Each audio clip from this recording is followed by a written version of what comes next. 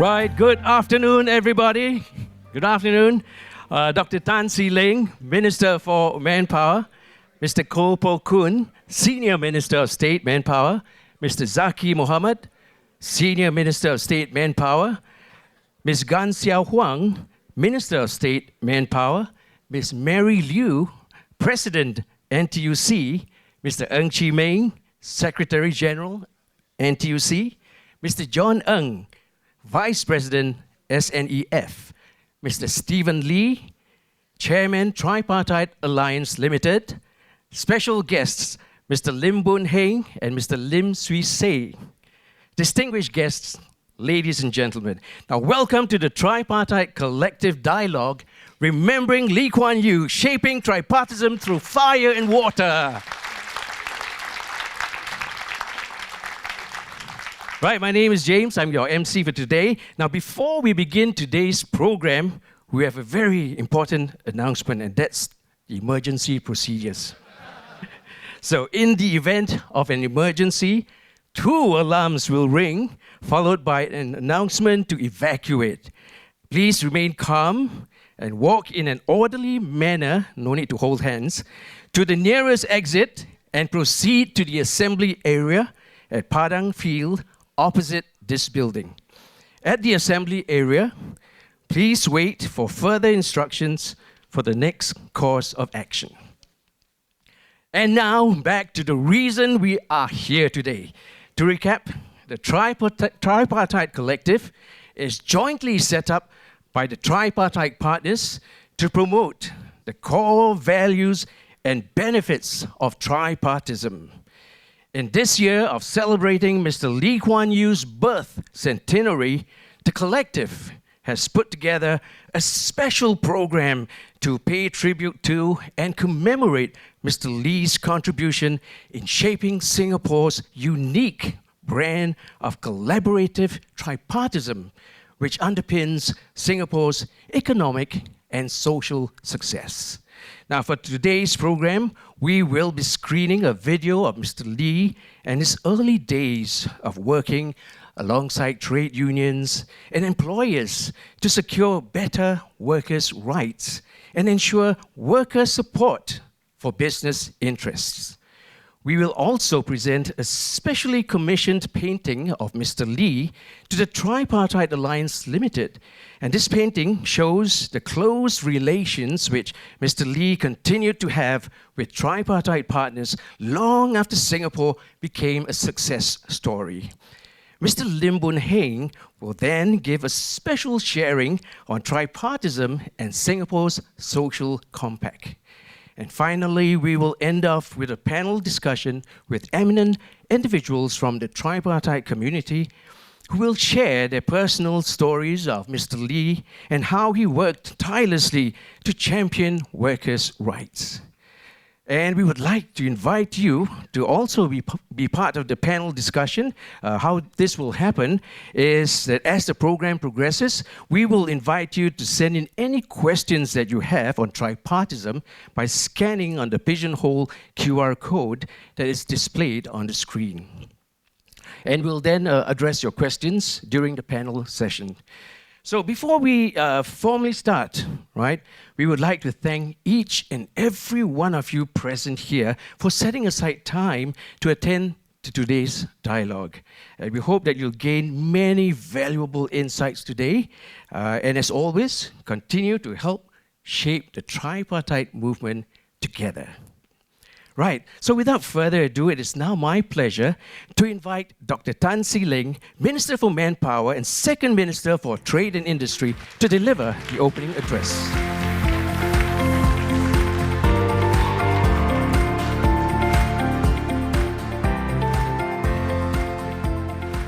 Thank you. Sister Mary Liu, President NTUC, Brother Chi Meng, Sec Gen NTUC, Mr. John Ng, Vice President of the SNEF, Mr. Tan Hee Teck, who is also here as well, SNEF, Mr. Stephen Lee, Chairman of TAL, special guests, Brother Chairman all in one, Mr. Lim Boon Heng, and then brother Mr. Lim CC, tripartite brothers and sisters, distinguished guests, ladies and gentlemen. It is my great pleasure to welcome all of you to today's Tripartite Collective event, where we'll be exploring the legacy of Singapore's founding Prime Minister, Mr. Lee Kuan Yew, and how he set our nation on the course for success through the tripartite model. This year marks Mr. Lee Kuan Yew's 100th birth anniversary. And in fact, today is just 10 days shy of his birthday on the 16th of September in 1923. Mr. Lee was a great leader with extraordinary vision, with an unwavering dedication to Singapore, and always had the best interests of our people at heart. I never had the privilege nor the honor of meeting up with Mr. Lee one-on-one when he was alive. But I've always been inspired by his speeches, always motivated and encouraged by his exhortation and his dedication to all of us, the citizens of Singapore. In fact, the one point that I always remember at one of his many, many inspiring speeches was when he said, and even from my sickbed, even if you're going to lower me to the grave and I feel that something is going wrong, I'll get up. Such is the dedication of that man. The only time I've always attended many of his speeches, most of the time on television or from afar. The only time that I came close, within probably about 5 to 10 meters, was when, due to the great office of Brother Chi Meng, who was at that time coordinating the entire funeral arrangements, and he extended the time. Otherwise, I would not even have had the opportunity to pay my last respects, was at Parliament House. But he has left such a huge and everlasting impact, not just on myself, but of my entire cohort, those of us born in 1964 and after, that many, many amongst my cohort feel inspired and encouraged to continue to serve and give back to this country.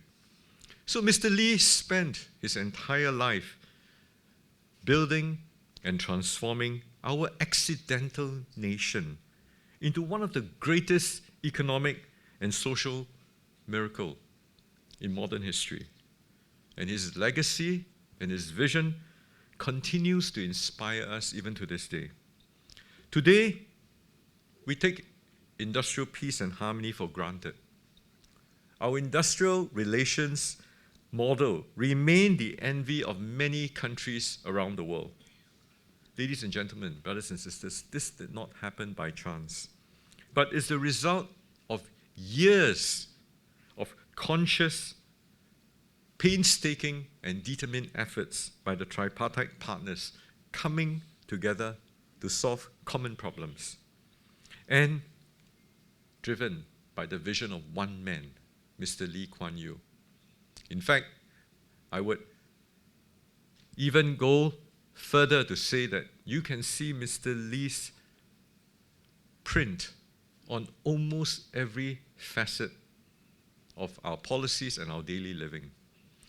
From the Singapore River, which is next door, how it's been cleaned up over a period of a decade, our water story, our even energy security, the entire Marina Bay, and many more.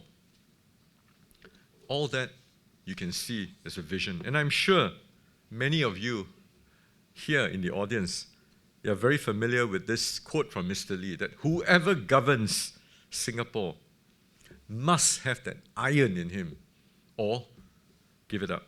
because this is not a game of cards, because this is your life and mine. Mr. Lee holds firmly to his conviction that we must get industrial relations right, because it concerns the lives and the livelihoods of all of our fellow Singaporeans and our future generation that will come after us. And this is why the theme of today's event is Remembering LKY, Shaping Tripartism Through Fire and Water. It reminds us of the trials and the challenges that our nation had to go through, and how the harmonious relations between the tripartite partners today is not by chance, nor is it the natural state of affairs. It was Mr. Lee's unwavering belief in the power of collaboration amongst the unions, employers, and government that brought us industrial peace and set the bedrock and the foundations for Singapore's economic success. Mr. Lee started his political career as a legal advisor to many unions, fighting for fair wages and decent work conditions for the workers. In the landmark 1955 general election, he chose to stand in Tanjong Pagar because it was a working class area which had the largest proportion of workers, wage earners, small traders, and the lowest proportion of wealthy landlords. Believing that economic growth is the means to do so, he actively advocated for tripartism. He played an instrumental role in shifting the employer-employee relations from a confrontational one to a cooperative approach. Mr. Lee also supported the establishment of tripartite platforms that continue to have an impact, a deep impact on Singapore today. This includes the National Wages Council in 1972, and we have the NWC chairman here, Mr. Peter Sia, to formulate wage guidelines in line with long-term economic growth, and the Industrial Arbitration Court with tripartite representation in 1960 for the peaceful and just resolution of trade disputes. Mr. Lee's ideals and vision for tripartism built the strong foundation for harmonious and progressive workplaces we have and that we continue to enjoy today, and a favorable and stable and predictable environment for businesses to invest in. As we reflect on our past and as we look forward and ahead to our future, I hope that all of us will continue to harness the spirit of tripartism and work together to overcome the inevitable challenges that we are going to face ahead. We must continue to strengthen our ties and continue to invest in the next generation of tripartite leaders. I see a good number of very promising youths here today, and I hope that you will be inspired by the event today and continue Mr. Lee's fire, that iron, in forging an even greater and a better Singapore. Thank you to the Tripartite Collective for organizing today's event and putting together a panel involving senior tripartite leaders who knew Mr. Lee personally and can share their precious experiences in working with him. I would like to take this opportunity to thank our tripartite partners, NTUC, Brother Sekjen, Sister Mary, our Singapore National Employers Federation, Brother John, Brother Hitek, as well as the Temasek Foundation, Chairman Mr. Lim, for their continued support for the Tripartite Collective's work. Together, we can build a stronger, a more resilient Singapore, and we can continue to honor the legacy of Mr. Lee Kuan Yew. In conclusion, I would like to thank all of you for being here today. I'm sure you will enjoy the session, the dialogue session, and I encourage you to take this opportunity not just to network, but to also build new friendships, because this is what tripartism is about.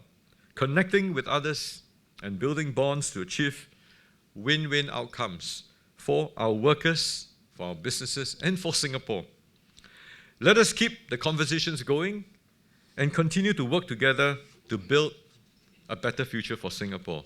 Thank you, and I wish you all a great afternoon. Thank you, Minister. I'd like to invite you to remain on stage. But I'd like to invite the following distinguished guests to join Minister on stage to present a special painting to TAL Chairman. May I invite Ms. Mary Liu, President, NTUC, Mr. Ng Chi Meng, Secretary General, NTUC, Mr. John Ng, Vice President, SNEF, and Mr. Stephen Lee, Chairman, TAL, to receive the painting on behalf of TAL. Now, this painting is by Mr. Ng Peng Sing. He's over there, Mr. Ng, a local renowned artist and member of the International Art and Culture Singapore Federation. Now, this painting was commissioned by the Tripartite Collective and depicts Mr. Lee's close and collaborative relations with the tripartite partners and reflects his strong belief that tripartism is the key to both economic and social success in Singapore. Now, may I invite Minister and Mr. Lee to reveal the painting on the count of 3. So, are you ready? 3, 2, 1. Beautiful.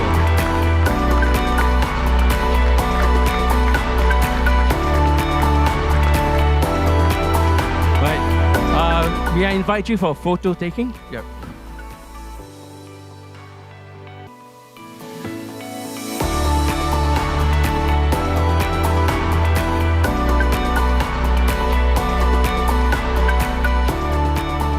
Okay, thank you.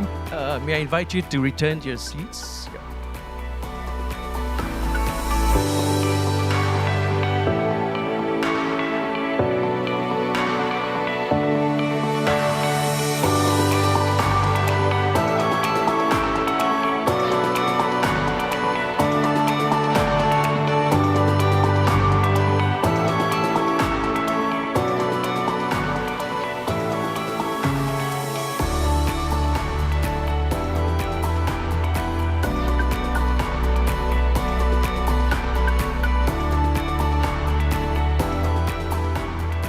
Right, now let us take a trip down memory lane and watch a specially curated commemorative video in remembrance of Mr. Lee Kuan Yew and his invaluable contributions to industrial peace and the development of collaborative tripartism.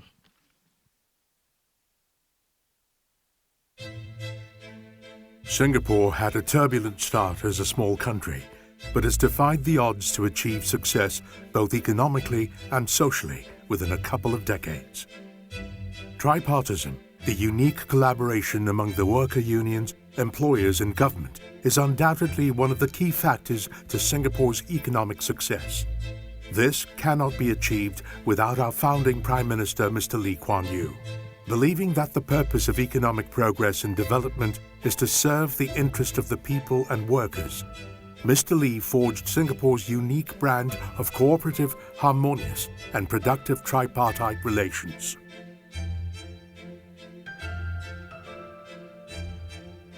Working conditions in the 1950s were dismal, with high unemployment rate, poor employment benefits and working conditions.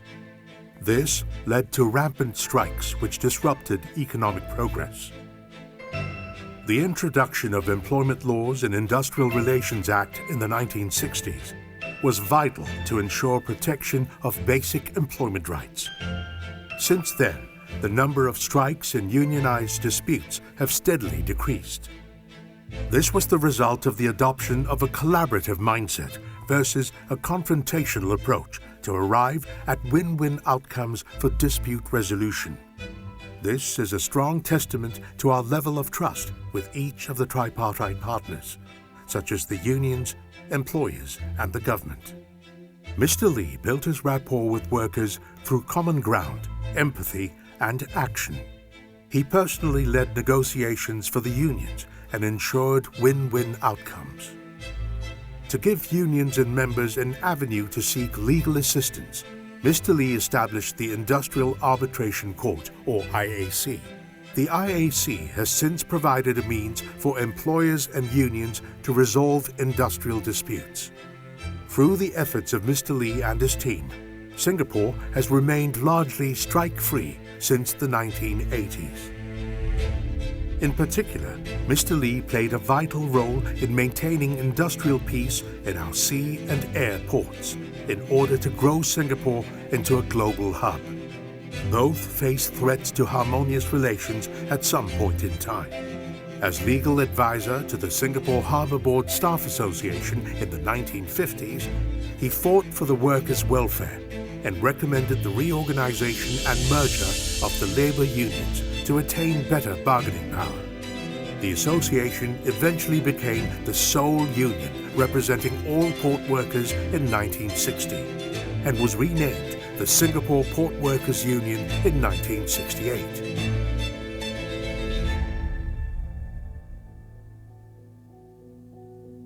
Mr. Lee's primary concern is to make sure that the workers of the PSA get a good deal. So they must get a fair wage. At the same time, the workers must contribute towards the growth of the port, because the port is the heartbeat of the Singapore economy. And I think SPWU formed 2 collective agreements with the management to make sure that moving forward, the unions were effective and the unions will be able to speak with management with authority. But Lee Kuan Yew always reminds the workers, he always reminds us that the process education must continue, that you must always work with workers to remind them to be responsible, to be realistic. At the same time, you must make sure that the management is transparent with their practices and fair to the workers. Mr. Lee has been closely associated with PSA and its workers since its early days in politics. PSA has a close partnership with our unions. It is one that is built upon open and honest communications, with trust and alignment towards common goals. It is this X factor that has allowed us to weather many storms together, and it is the bedrock of our success. All these are possible through strong tripartisan spirits from our government, our unions, our management, and the most important of all, our resilient workforce. Alongside each other, we can move the world. Mr. Lee was involved in setting up SIA as a company. And he was always quite concerned about SIA's progress. Then in 1980, Prime Minister Lee at the time stepped in, and he took personal charge of settling the pilot problem. Because I think in his mind, SIA was too young and still in its initial developing stage. It cannot withstand such an industrial action. Central to Mr. Lee's approach is ultimately he wanted good jobs for Singaporeans. Good jobs meaning jobs with good prospects, good progression, and a decent pay. And in return, he wanted the worker to work with management, to help management solve business problems, to work together as a team, to build a company, to bake a bigger cake, and everybody's slice get bigger. Singapore's transformation from a third world country under Mr. Lee's strong and dedicated leadership is legendary. His legacy of tripartism and industrial peace provides the strong foundation for Singapore to continue moving forward. He devoted his whole life for a better Singapore and fostered the spirit of strong tripartite partnership. We should preserve and strengthen this unique system, which has been our competitive advantage for decades.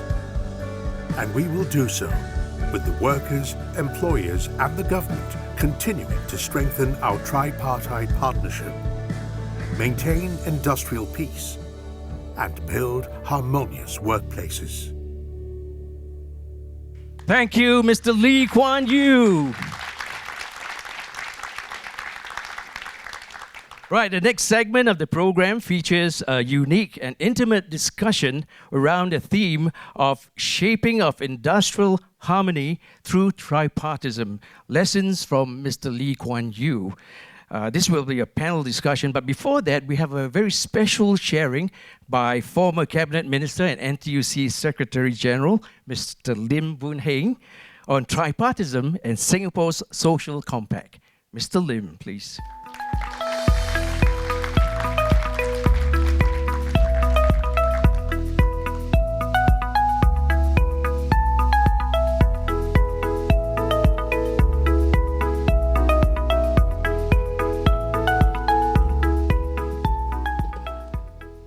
Friends, brothers and sisters, the list of luminaries is so long, I will not repeat what has been said before. Good afternoon, and it's my pleasure to give this short, I hope short presentation. I will quickly repeat the roots of Mr. Lee's public life. And his starting point is actually being the advisor to trade unions. And the first one was the union that was representing telecoms workers. And they had claims which they tried to get from the employer, which the employer wasn't willing to give, and he became the advisor. He did everything for them, including their public comms, drafting all the press statements or whatever that the union might issue. And that won over the public opinion, and then the management had to give way and settle with the trade union. And after he did so, many other unions came to him to ask him to be their legal advisor. So he made many, many friends among the trade unions. Then when he set up the People's Action Party, at the inaugural conference, almost half the conveners were trade union leaders. And these were the conveners, and those highlighted in yellow were trade union leaders. And after the formation of the party, the unions played a role in supporting the party's activities, allowing the premises to be used for different activities. And we should see that in the inaugural meeting, the objectives of the party were spelled out. And there were these 6. Those highlighted in yellow were clearly aspirations of workers in Singapore. So you can say that the party's roots were founded on the interests of the workers of Singapore. And he mentioned that in 1959, when the PAP won the elections to the Legislative Assembly, 35% of the assemblymen were from the trade unions. So that was the influence of the unions in the political party at that time. Now, what was Mr. Lee's purpose? You would say that in the context of the times, it was to win for Singapore the right to rule ourselves against the British colonialists. But if you want to be independent, what was it for? And in a long speech in the Malaysian Parliament on the 27th of May, 1965, he said, my business is the people's happiness. One short sentence, but with a very, very deep meaning. And that sentence reflected the purpose of Mr. Lee. We became independent shortly after that speech was made, and in the proclamation of independence, the objective of the nation is the happiness of the people.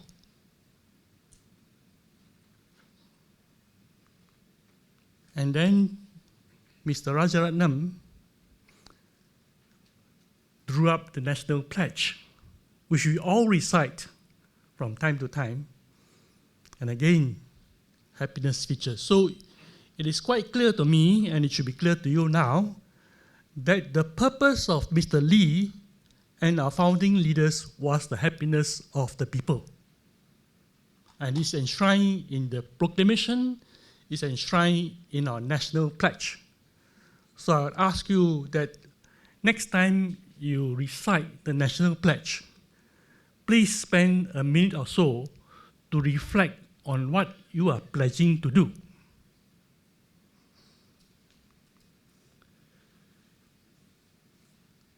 As already said by Minister Tan See Leng, what's the purpose? It's our duty is to see that the worker gets a fair return for his labor, without which capital is barren and fruitless. So whatever wealth we create has got to be shared fairly, and as far as the worker is concerned, must be reflected in wages, medical, health, holiday, and other benefits. In 1969, at the NTUC's modernization seminar,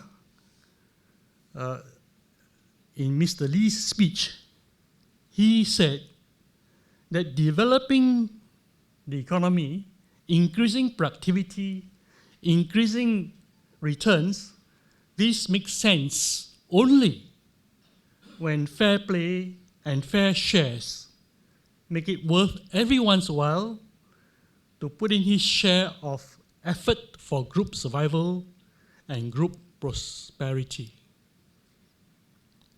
So, fairness in the distribution of wealth creation is a central principle of Mr. Lee.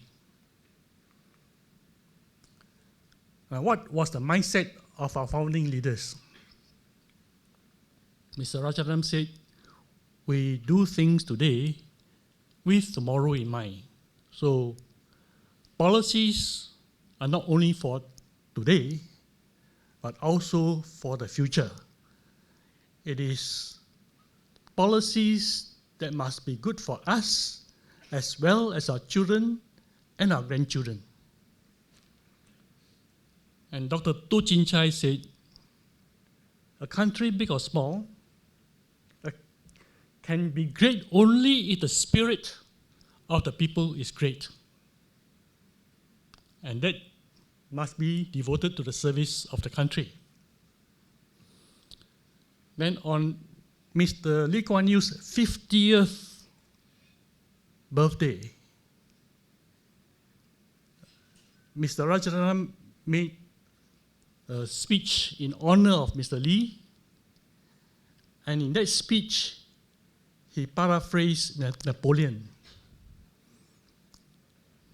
And he said, an army of rabbits commanded by a lion is superior to an army of lions commanded by a rabbit.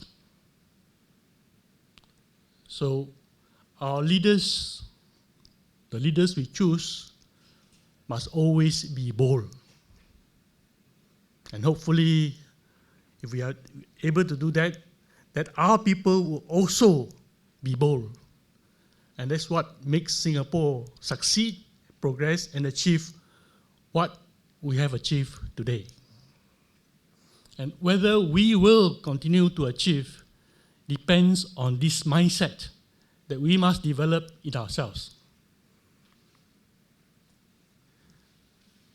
As all right to have a purpose, but that purpose, apart from the mindset, must also be underpinned by values. And the central value of Mr. Lee is integrity, which I think is as relevant today as ever.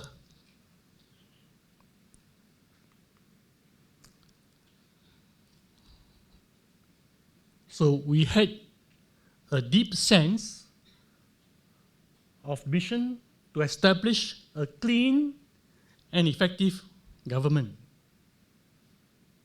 So when they took the oath of office, they wore white on white to symbolize purity and honesty.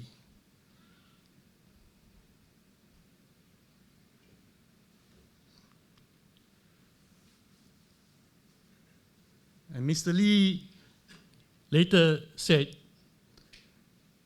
when looking for renewal in this particular quote, it is about renewal of union leadership. He talks about looking into the heart of the man. So, does the person, even if he's able, have the heart in the right place? What is a person stepping forward to do, intending for himself or for the people he serves? I think this, again, is relevant today and it will be relevant in the future. Whichever leaders that we have today have their heart in the right place with the right purpose to serve the people whom they lead. Now, after we gain independence, Singapore has to govern itself. Mr. Lee embarked on a lifelong exercise of teaching everyone what we should do to develop Singapore. In this particular instance, it is leading the unions to understand what is the shared purpose.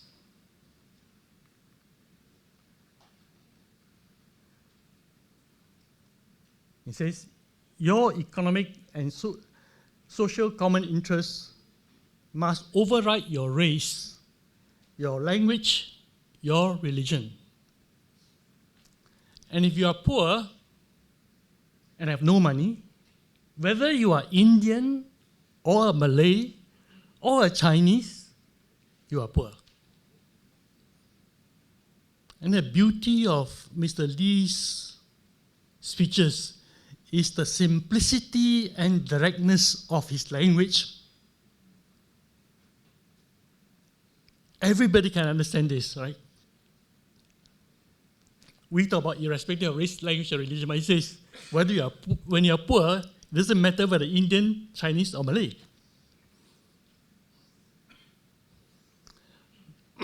But it is about our common interests. And then he urged the unions to build a society in which man will be rewarded not according to the amount of property he owns, but according to his active contribution to society in physical and mental labor.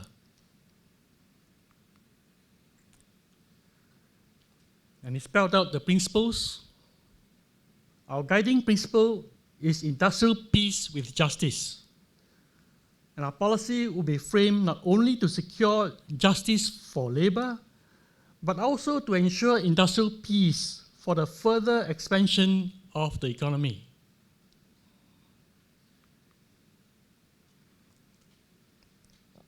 So here he was urging trade leaders that they have to build up their stature to respond to the needs of not only their own union members, but to the community as a whole.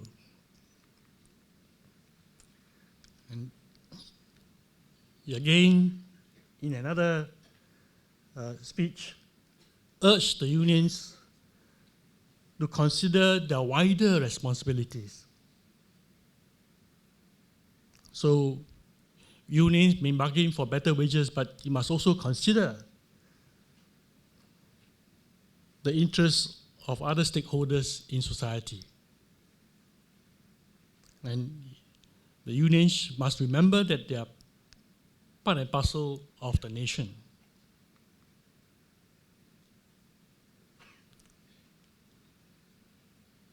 And in the delegates conference of the NTUC in 1968, he again talked about the need to focus on the national purpose.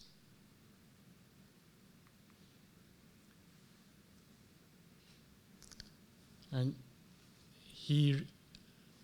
when he said this, I was a young person, and it's something I will never forget. And he said, nobody owes us a living. Whatever we want, we have to work for it.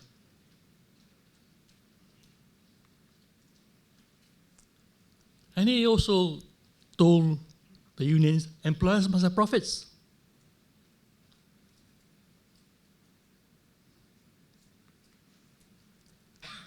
And again, another of his sayings, and not only him, but also other ministers who said, don't kill the goose that lays the eggs. So if we want the goose to continue to lay eggs, we have to make sure that we feed the goose so that it can lay more eggs.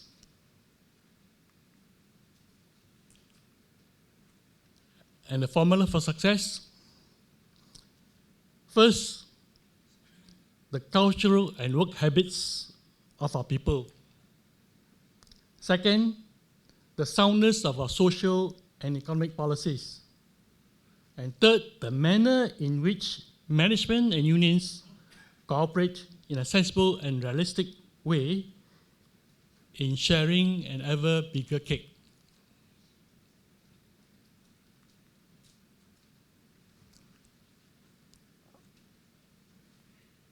And he always urged that we should be hardworking and highly skilled. So in this one, although the venue was the Nelson Community Centre, he was really addressing the port workers, many of whom live in his constituency. So never mind what other people say, but if you get it right, work hard, we will get there. And he has balanced it, knowing that his audience will say, okay, you asked me to work hard, employer must be fair to me too. So this is his language of covering the different aspects of it. And so you say cheaper, better, faster. He said faster, better, cheaper.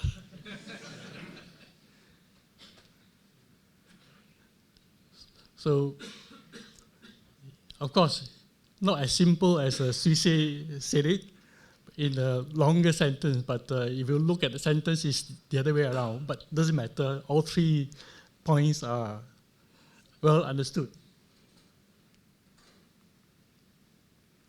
And he constantly urged Singaporeans to upskill.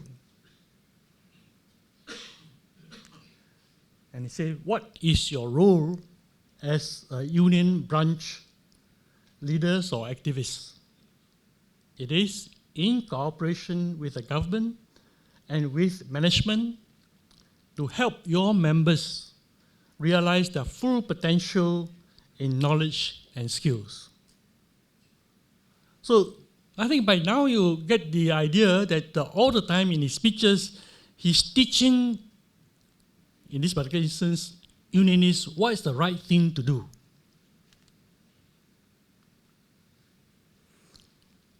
And he was the champion of productivity. So he urged Singaporeans to develop the habits for raising productivity, because if you want to make a bigger cake, you have to raise productivity. And when you have a bigger cake, then even if your slice remains the same proportion, you get more. So better concentrate on making a bigger cake than to fight for a bigger slice of a small cake.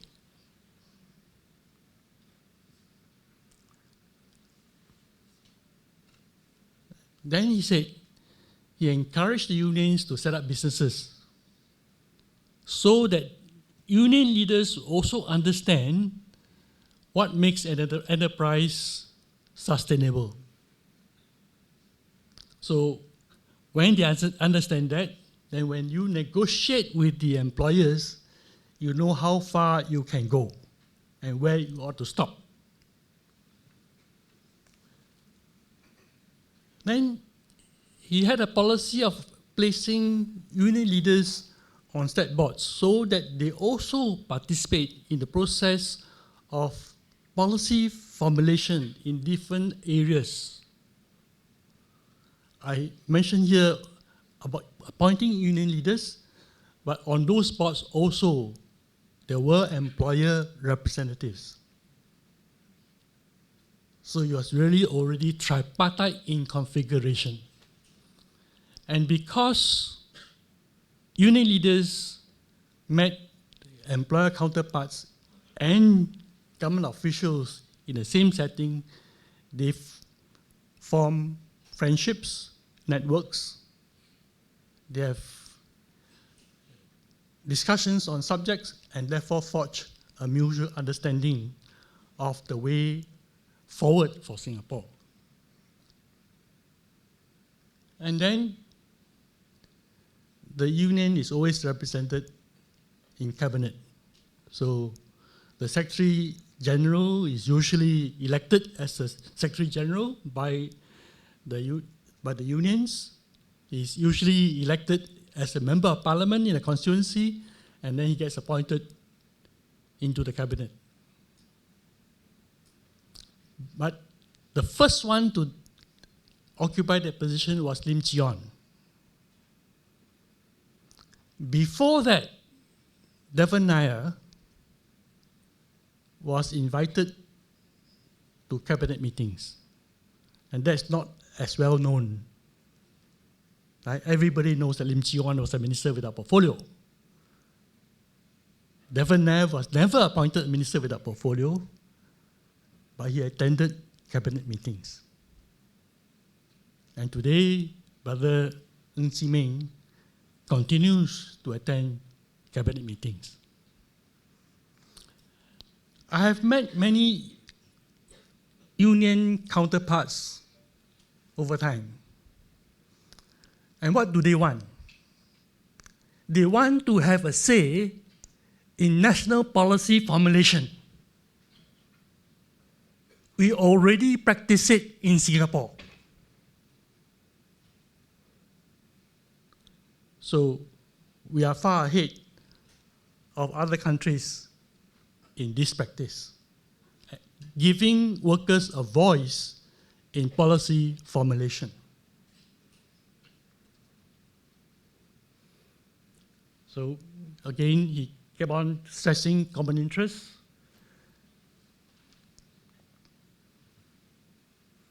And then he said, never take any direct industrial action without first consulting. So in other words, if there's a problem, consult, discuss, and find a way to solve the problem. Because we have to protect everybody's rice bowl. I know Sister Mary Liu is wanting to ask me a question on this afterwards, so I will say more about this later. And then he reminded that with power comes responsibility.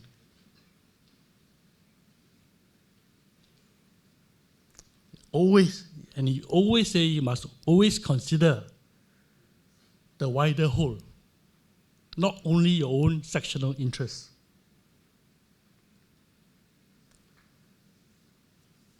So I think you already maybe have seen this on the video that was flashed out just now. And he attributes Singapore's success to our practice of tripartism. And Mr. Lee's successors, Mr. Goh Chok Tong, affirmed the importance of tripartism. But what Mr. Goh said here is that tripartism is forged through our facing crises together, whether it's the Asian financial crisis or SARS or the global financial crisis. Every crisis that we go through with tripartite cooperation, while working together to overcome those problems, we forge stronger ties among the tripartite partners.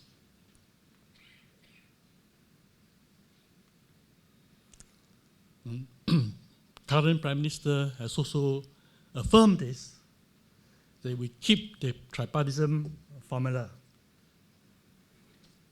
And he says that it all comes down to good leaders.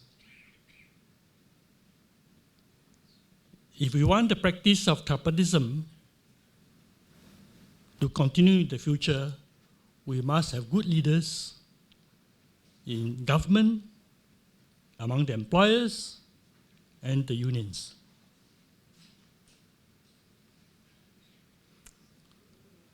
This is one of my favorite quotes from Mr. Lee. Before we discuss the future, look at the past.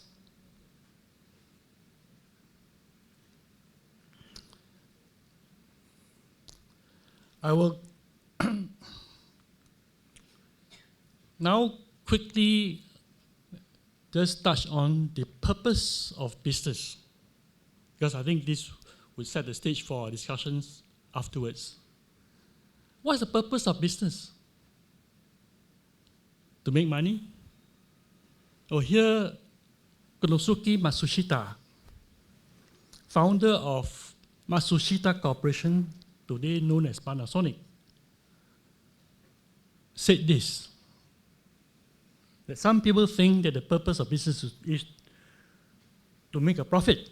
And he says, profit is indispensable, but profit in itself is not the ultimate goal of an enterprise. More basic is the effort to improve human life through enterprise management.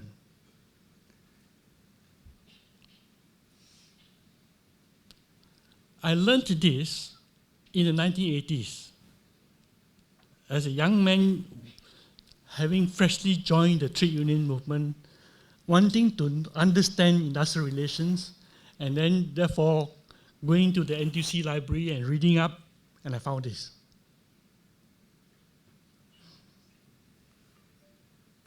Now this is more recent.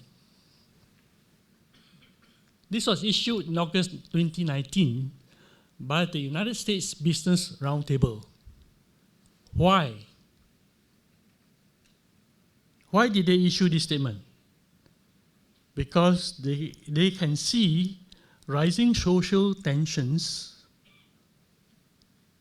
in society because of the inequality of wealth distribution.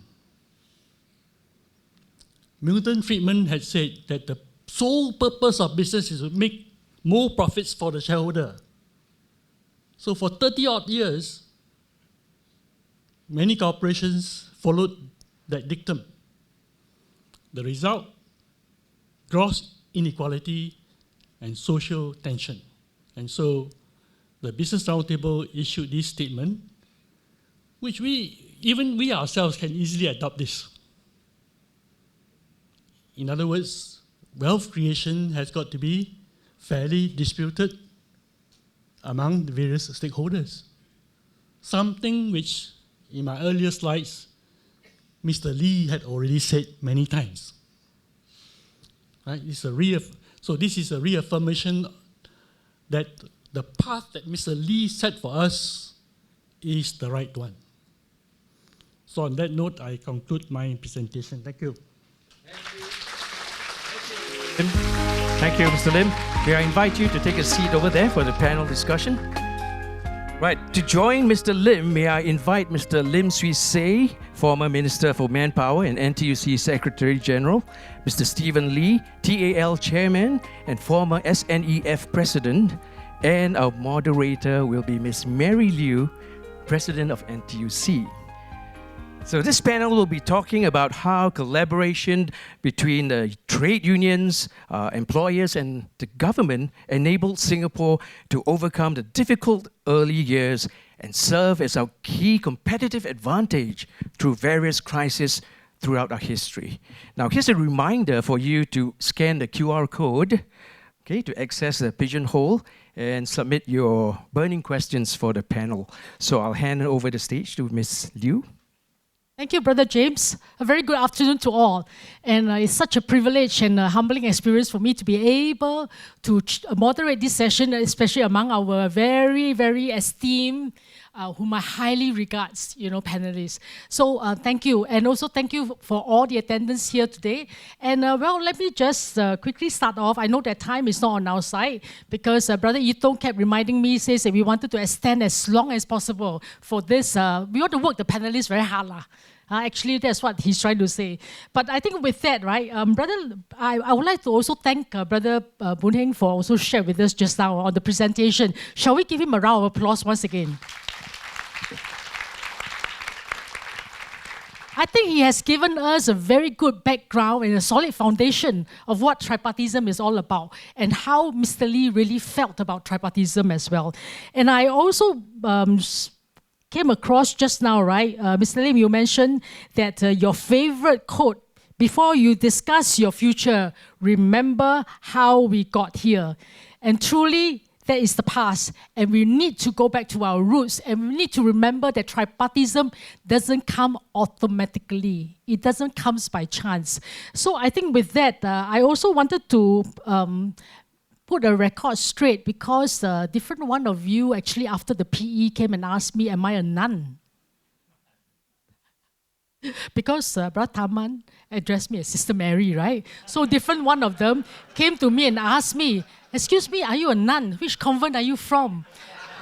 So I just want to, and moreover, I'm single, right? So everybody, different one came and asked me. So I just want to put a record straight that my name is Sister Mary Liu. I'm not a nun. Okay, and these are our brothers as well. And in the labor movement, we address each other as sisters and brothers. And it is basically because we have deep respect for one another, and at the same time, we are in solidarity. And of course, sometimes we do call our employers the Sena, because, we need to negotiate with them. So with that, sisters and brothers, I just wanted to share with you, many people in the audience, as just now what Brother Sealing shared as well, do not actually have the opportunity to come face to face or an encounter with Mr. Lee Kuan Yew. But I'm pleased to say that the panelists here today actually have got very close encounter with Mr. Lee Kuan Yew, and I don't know whether it is with fear or trembling or with deep respect or whatever, but I'll leave it to them to share with us their experience. So, Brother Stephen, let's start off with you, and then I'll just go through the rest of the panelists. Many people, know that you are a good friend of Mr. Lee Kuan Yew. Can I just ask you, how did you arrive at that level? And also, can you also share with us your first personal encounter with Mr. Lee? And how did you feel? And what was your takeaway? And what inspires you? Please, Brother Stephen. Okay, Sister Mary. Firstly, I think a good friend of Mr. Lee is too big an upgrade for me. I've always looked at Mr. Lee first as my Prime Minister, then later as SM and MM. And he's 24 years my senior. So I do not look at myself as a friend, but rather him as a leader.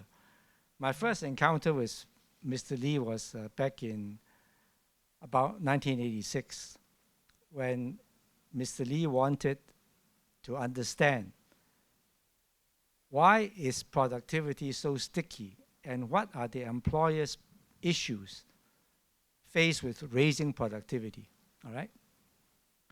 The background is 86, we were just coming out from 1985 recession. 1985 recession was a watershed recession.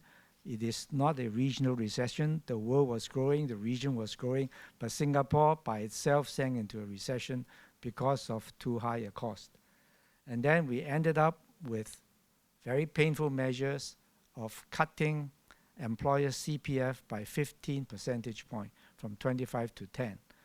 And 85, 86 were 2 years of NWC recommendation of severe wage restraint. So that was the background, okay? Mr. Lee has long been interested in productivity. His push for productivity is not because of the recession. You saw as early as 1959, Mr. Lee was talking about increasing productivity. But productivity is something that's difficult to raise in short. Mr. Lee has always been very meticulous in tackling a problem. And you can see that his approach to productivity was the same. First, he looked at other countries who have gone before us to tackle productivity. And he found that Japan was a very good example because he went to the shipyards in Japan and he came back with the idea that he cannot tell the management from the workers because they wear the same overalls, they have lunch in the same canteen, they eat the same food. So he said in Japan, they seem to be more harmonious, okay? And in Japan, a lot of house unions. And Japan, they have a lot of QCCs, all right? So for a while, Singapore was trying to copy Japan in the productivity movement. And we also set up a lot of QCCs, but with only limited success. And later on, we continued to morph into our own system of tripartism, which was our solution to working together to raise productivity. So, for a very long time in my early working life, like minister, I only look at Mr. Lee from afar. And it is and my friends tell me that I'm very fortunate because I only work with Mr. Lee closer in the late 90s, where he was considerably more mellow. So I'll leave it with that. Thank you, Brother Stephen. Brother Swise, what about your encounter, your experience? Well, my first encounter with that time PM Lee was 1973, when I was 19 years old. That batch, there were 9 of us, the third batch of the SF Scholar. So we were invited to have a buffet dinner and after dinner chit-chat with Mr. Lee and Mrs. Lee. It was a most stressful experience. But at the end of the day, my takeaway from the session was that for Mr. Lee, giving us scholarship is just a means to the end. The end objective, I think the message came across very clear throughout that dinner, was that we're expected to study hard, learn well, and come back to Singapore to contribute a service to the country. His message, I think, got through loud and clear because out of 9 of us, 4 of us entered politics. Teo Chi Hian, Lim Hung Kiang, George Yeo, and Lim Swise. Right, 4 out of 9. Not bad. My second encounter, my first encounter with him as a civil servant. By then, we were free to study. Brother Swise, did you manage to have dinner that night? Of course, we have a very nice buffet dinner. And we have Mrs. Lee to make sure that we're well taken care of. Yeah, you will say, Harry, they are only 19 years old. Don't be too tough on them, Yeah. Now, then my first encounter with him when I was a young civil servant in MINDEF was one day for whatever reason. So PM Lee was undecided on one particular policy. And the cabinet was split. Some ministers say yes, some say no. So Mr. Lee wanted to consult wider, right? So he invited about 50 civil servants from various ministries, including MINDEF. So we asked to go to the Istana to have a session with him. He presented topics. He talked about the pro and the con. And then he said, look, now I want to go around this table, go around this room, one by one. Tell me, what is your view? Yes or no? So the first one, the senior people sit at the table. The junior one will sit at the back. So we just watch. All right? So the senior one, first one will wong, wong, wong, wong. And because of this, my answer is yes. So, okay, next one, no. Wong, wong, wong. Finally, my answer is yes. Then come the third one, before the third one can wong, wong, wong. PM say, just tell me yes or no. Then the third one say, yes. So, okay, next one. Yes, next one, pa, pa, pa. So cover the whole table, right? Everybody say yes. They say, okay, now let us hear from people sitting at the back. So same thing, yes, yes, yes, yes, yes. Then came to me, no, I same but different type. No, everybody say yes, I must say no. So I say, yeah. I say, PM, my answer is no. Then I talk finish lah. He said, oh, then say, tell me why. So jialat. So I got to wong, wong, wong, wong. Then after I finished my the deliberation, seated next to him was a head of civil service. And in those days, you attend a meeting, head of civil service has all a personal file stacked on the table about this side. Then while I was talking, then the head of civil service, quite experienced already, right? Dig for my file. Then open my file, put in front of him. Then he'll listen to me, then look at my then he just nod his head. Then next one, then after that the rest all, oh yes, yes, yes. No, don't want to say too much, you see. Now, my takeaway from the session was that actually Mr. Lee, many of us are very fearful of him, dare not to disagree with him, but actually he's not like that. Actually for him, any deliberation, whether you agree or disagree with him, is a means to the end. The end objective for Mr. Lee is good policy. So in fact, when he hears someone speaking a different view, he's always very interested. Because he wanted to know, have I missed out something? Of course, if you, after you say no, it got no contents, then bye-bye lah, you know, don't waste of time. Yeah, but I knew I got a little bit of contents because weeks later, I was invited to another dialogue lah. So it should be okay. Now then, last but not least, the first time when I encountered with him as with the National Control Board, NCB, this is the 80s. Because PM Lee came with the cabinet to the NCB to ask for a proper briefing from the NCB about what is our analysis of situation in terms of technology, information technology, where we were and so on, what we're trying to do and all that, and how do we compare with the region, Malaysia and other countries. So he gave we gave a very proper discussion. And we wanted to impress on Mr. Lee and PM and the cabinet that Singapore were very advanced. You know, other countries talk about narrowband, we talk about broadband. Other countries talk about computerization, we talk about C&C, computer and communication. Then on top of that, we talk about C&C plus C, you know, computer, computation, and contents, all that. So we tried to impress on Mr. Lee that NCB, wow, we are really very up to date. But at the end, he did not ask about technology, he did not ask about any technical issue. He asked a very simple question. After all this investment in technology, whatever, right, what does it mean for the man in the street? How does it make the life of the people for the better, especially uncle, the auntie who may know nothing about IT? All right. So my takeaway was actually, to him, technology, all this is a means to the end. The end objective is about the quality of life, standard of living. Yeah. So I would say that throughout the years interacting with Mr. Lee in various occasions, I think we must always be very mindful that the things that we do, we got to be very clear, are they means or are they end? But if they are means to the end, we must always remember what is the end objectives.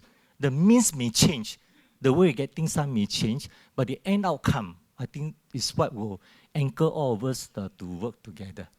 Thank you. Thank you. Thanks. And with that, to you, Mr. Lim, what was your first encounter with Mr. Lee? Interestingly, also as a 19-year-old. I, with some 7 other persons, went to Newcastle on Tyne in the UK to study, in my case, naval architecture, some of my friends marine engineering. So 1967,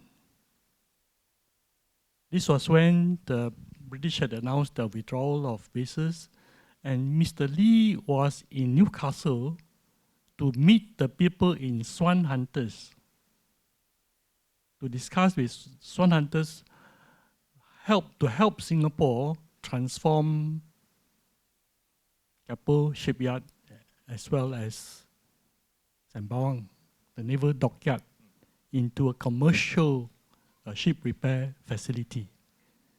So since he was there, it was a Saturday, he sent word that he wanted to meet the Singaporeans who were studying in Newcastle University. So people like me were actually out somewhere, you know. But somehow or other, we were found, and then we went to his hotel where he met us. And the message was, study hard, come back and work in our shipyards and make our shipyards a success. So, right. What does it show? It shows that he had an interest in us students, and therefore made a point to hunt us down and talk to us, encourage us in our studies. And my second encounter with Mr. Lee was not so close, but in an audience. And this was after I came back, I joined Neptune Orient Lines. And then there was one year where those who had received scholarship before and were out in the private sector were called up by Mr. Lee, and his intention was to persuade us to join the civil service. So for some reason, we were actually put out into the commercial side, but he wanted people with commercial experience back into the civil service. So, and I don't know what he said in his presentation or to us, but he says, you have all benefited. If not you, who? Well, you might ask me, did I go back to the civil service? The answer is no, I didn't go back to the civil service because Mr. Goh Chok Tong called me and I got into the political track. And of course, my third one, like Suicide must have been, was an interview by Mr. Lee before they considered me suitable for standing for elections. You had the same, right? Then after that, I joined the NTUC after being elected in December 1980. Early in 1981, I was asked to join the NTUC, and one of the first events that I had to attend was in a conference hall. And Mr. Lee had all the pilots of SIA and the management in that hall, and he was there to talk sense into both the pilots as well as the management about what is in the national interest and how that affects their own rice bowl. Just now, I don't know whether you saw, but when we were in the waiting room, there was some video footages that was being flashed on the screen, and there was a picture of Mr. Lee, typical short sleeve, and the posture, right, where he's standing addressing people. I think it's classic Lee Kuan Yew. And so when Mr. Lee got on stage and got to the rostrum, the first thing he did was roll up his sleeves, glared at everybody before he started. And that was a message of, body language message of, you don't trifle with me. But that particular session was my first real lesson in industrial relations. Now, of course, when you join NTUC, people like me were privileged to be invited by Mr. Lee to lunch every now and then. It was his way of mentoring us and also to find out for himself what were the issues that the unions were dealing with. So I think a very good thing on his part to do that. Then a memorable lunch was after the hydro strike in 1986. So just now, Brother Stephen Lee had mentioned that we had the recession in 1985 and 86. We had, I think, the last legal strike on January 2nd and 3rd of 1986. Hydro was an American company in the offshore business, servicing the offshore industry. So at the time when they came, there was a boom in the region, and so in order to quickly set up the operations, they poached workers from other people who were in the trade and paid them higher salaries. Then when the downturn came, instead of doing the right thing, if they have to retrench, negotiate with the union about, what the proper thing to do, they brought in what is called a union buster. Right? And so what the management did was to exert pressure on the employees. And when the employees could not meet the targets which the management set, then that become minus point and essentially put pressure on them and say why their pay should be lower. And if they cannot tahan, then they leave. And when they leave on their own, they don't have to pay retrenchment benefits. And they also did that to one of the union officials. So the union tried to negotiate, requested for negotiation, management just ignored. Asked the Ministry of Labour, as it was called at that time, to intervene. Ministry of Labour asked the management to negotiate with the union. Ministry of Labour was ignored. So when you look at the context of the time, when the unions had to accept the 15 percentage point cut in the CPF, what was the reaction among union leaders and among workers or union members? So if the unions know of this case of victimization and unfair treatment by an employer, and the union does nothing, then you would confirm in the minds wrongly that the unions had no teeth. And so I was in charge of industrial relations. Goh Chi Wee was in charge of the union. And we both decided that we should call a strike. So we consulted our boss, Mr. Ong Teng Cheong, Secretary General, that we should call a strike. He agreed. So we did all that was necessary, secret ballot. Management didn't know. got the approval for the strike. And when we had the approval done, we decided that we will give the management one more chance. So we asked the Ministry of Labour to contact the company once again to come to the negotiating table. So this was between Christmas and New Year.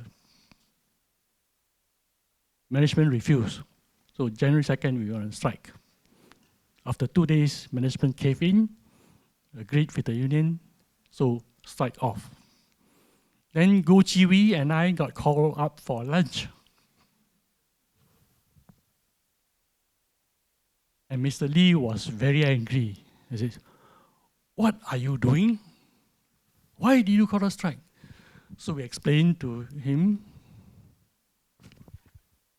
He said, "What message are you sending to employers around the world? In a downturn, we need to create more jobs, we need more investments. So do you want to give other prospective investors the impression that Singapore unions, like all unions everywhere else, strike happy?" So Goh Chi Wee and I were wondering why the big boss should be so unhappy. We had consulted Mr. Ong Teng Cheong, Secretary General, who is in the cabinet, right? He must have kept cabinet informed, right? Apparently not. Anyway, and in the back of our minds, if we were invited for lunch to be scolded, it was okay. If we were invited without lunch, I think that's a different story. But that's why I put up that slide. Mr. Lee always said, discuss, consult. There must be a way of finding a solution. And that is one of the fundamental principles of tripartism. As far as possible, we discuss and find an amicable solution. Thank you. That was the burning questions that I have for you, Brother Boon Heng, on this hydro strike. I think that is interesting, actually. It's a baptism of fire, right, on that day when you had your lunch. And I wanted to also then move on to Brother Stephen. You were actually with SNEF at that point of time when the pilot actually went on strike, right? In the 1980s, what was your response and how did you work around it? In 1980, I was not involved in SIA, but I know the story.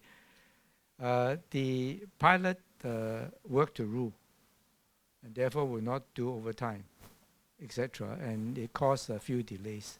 But they had not gone on strike, but the idea was that they may go on strike.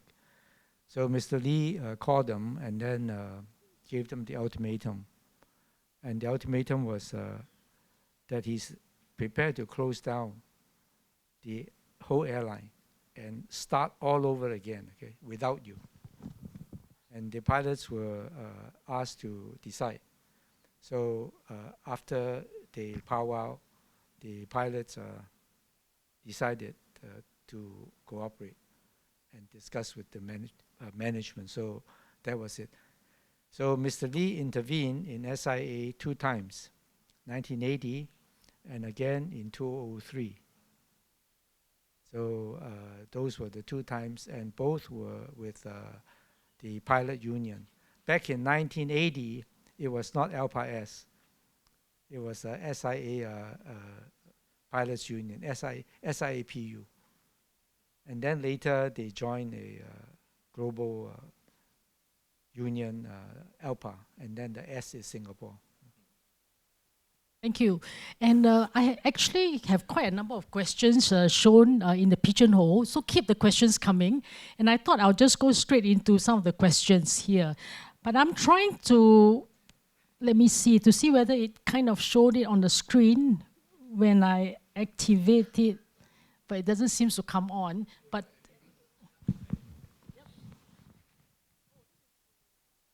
as we say, you had a close relationship with the late Mr. Lee. How would you say would be the top 3 advice or words of wisdom that you remember most dear from him.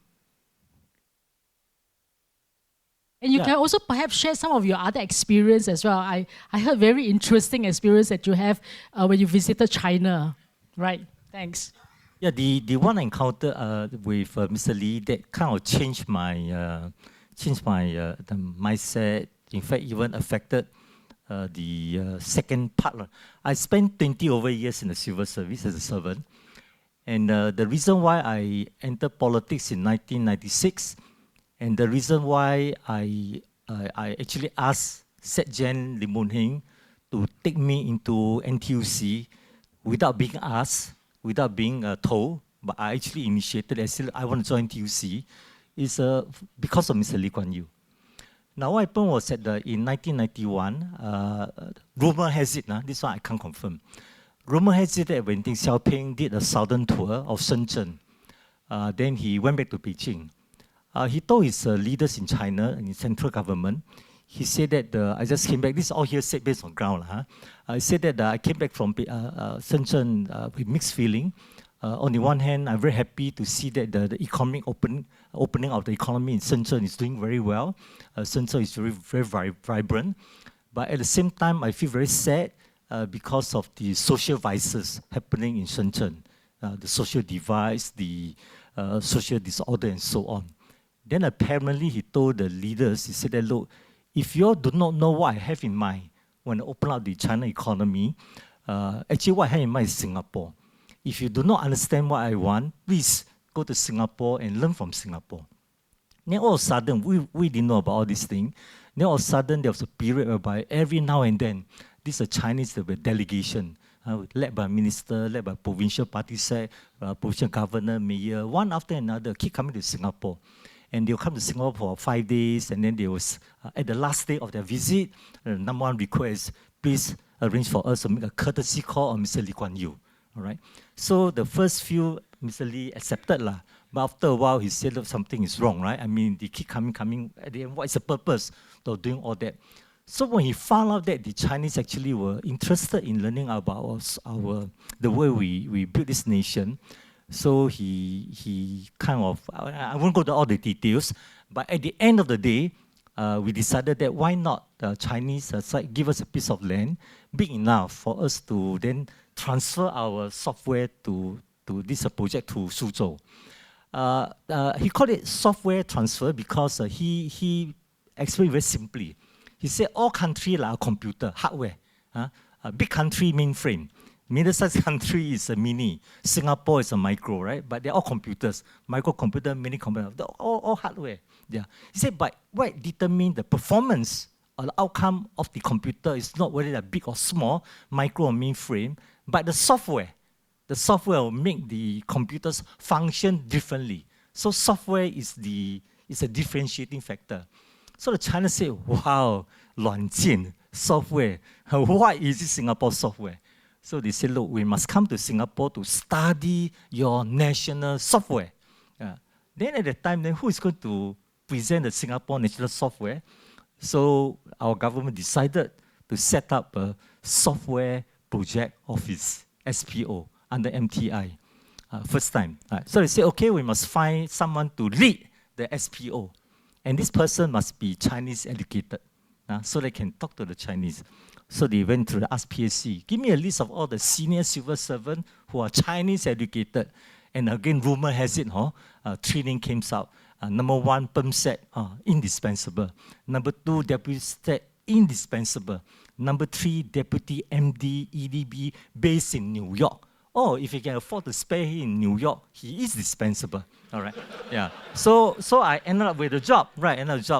So I came back, so I said, wow, I'm going to be a software director, software project office. I have to explain to the Chinese, what is Singapore software? How do I know, right? So Ho Min Kit was a PPS to Mr. Lee. So the two of us, one day make an appointment to see Mr. Lee in his office. And I said, at that time it's SM. SM, so we are now trying to put together this package on the Singapore software. Before we proceed, we thought, I'd like to have your view, give us some guidance, what is Singapore software? So Mr. Lee put it very simply. He said, look, please explain to the Chinese or whoever, right? He said, first, the Singapore software is about economic competitiveness.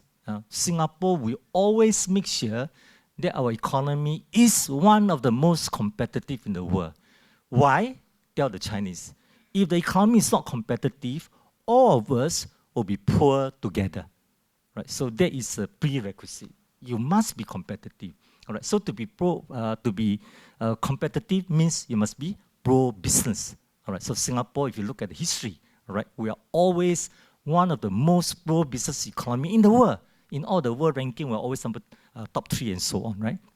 So that's number 1. Then so that part is easy lah. So Menken and I will so yes, part 2. They said, part 2 is a challenging part. He said you must explain to them that economic competitiveness is important, but it's not the end objective.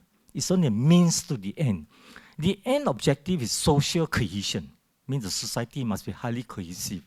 And that social cohesion is important because if the society is not cohesive, there will be no long-term stability. There will be strife, there will be unrest. If there is a social instability, your economy cannot grow, right? Because no one wants to invest in a place where they are fighting every day.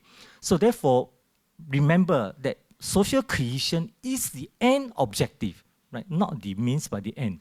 And for that to happen, we have to take care of the life of Singaporean. Right? Let them have a better standard of living, quality of life. Not just some Singaporean, not just most Singaporean, but all Singaporean. Right? So make it clear. So make it right. So economic competitiveness is the means to the end. So you must be pro-business, but at the end of the day, is pro-people, pro-worker. Right? To that. So with that in mind, so we presented this thing, and then we conveyed to the Chinese and all that. So they say, oh, it's very good. So they came. We give them a 2 weeks tour of the agency. At the end of the session, of course, my end, the visit with Mr. Lee Kuan Yew, right? So they went to see Istana. So they thanked Mr. Lee. He said, Mr. Lee, finally, we understood what this Singapore software is all about. Then the minister, one of the ministers called Hu Ping, he was the minister in charge of the special economic zone, the opening of the Chinese economy. He said, Mr. Lee, in fact, when I go back, I'm going to explain to my colleague in the central government that the Singapore software is a 三七经, 337 经, the 37 way. Yeah. So Mr. Lee looked at him a bit puzzled, what is this 三七经, 37 way? So can you explain? He said, we have come to the conclusion that 30% of your focus is on social cohesion. 70% of policy focus of economic competitiveness. So 3-7 way. Yeah. Then Mr. Lee looked at him and said, well, first of all, let me put this to you. In my mind, I've never quantified, 3-7 or 7-3 or 5-5. He said, I never quantify all this. That's number 1. Number 2, most importantly, the balance between pro-business and pro-worker is a dynamic one. It all depending on situation. There are certain situations I have to be more pro-business. Certain situations I have to be more pro-worker. Right? So it's a very dynamic balance. But one thing is this. If you get the dynamic wrong, you'll be in trouble. When it's time to be pro-business, you're pro-worker. Time to be pro-worker, you're pro-business, you'll be wrong. But most importantly, you will not be able to strengthen the trust between the government and the employer and the workers. So in other words, if you can balance these two correctly, then there'll be trust built up over time. Then when it's a trust, you'll lead to the third subroutine of our Singapore software, which is sustainable development. Yeah, because nation building is a long journey without end. So that encounter, just observing Mr. Lee in action, explaining the Singapore mode of operating building this nation, it became very clear that nothing happened by chance. Right? Everything we've seen up to now in the last 5 years is because under Mr. Lee's vision, as a country must be pro-business, must be pro-worker, pro-people, and at the same time must be pro-future. And Singapore is where we are today is because we are able to balance this pro-business, pro-worker, and post future in a very dynamic way, in a way that makes sense to all the parties involved, that produce the win-win-win outcome. Right? And as a result, we get to where we are today. And I suppose our hope is that this can continue for a long time to come. Yeah. Thank you. Thanks. And wanted to also channel these questions to the panelists as well. Tripartism meant a lot to Mr. Lee. And in fact, he put in a lot of efforts to ensure that tripartism works. But moving forward, this particular questions that has been also put up, what about the youth, the young ones? They are the future generation of leaders in Singapore. How might we encourage them to know more about tripartism and its reverence to Singapore as well? And in our generation, even our time, we know what it is, tripartism, and we work towards that. But how do we impart that to the youth as well? So I think with that, I'll start off with Mr. Lim, yourself, Brother Boon Heng. Young today starts from a different base. And if you read Mr. Lee's memoirs, you also find some reference to this. That he said, I'm just paraphrasing, things like Marina Bay all fully developed, right?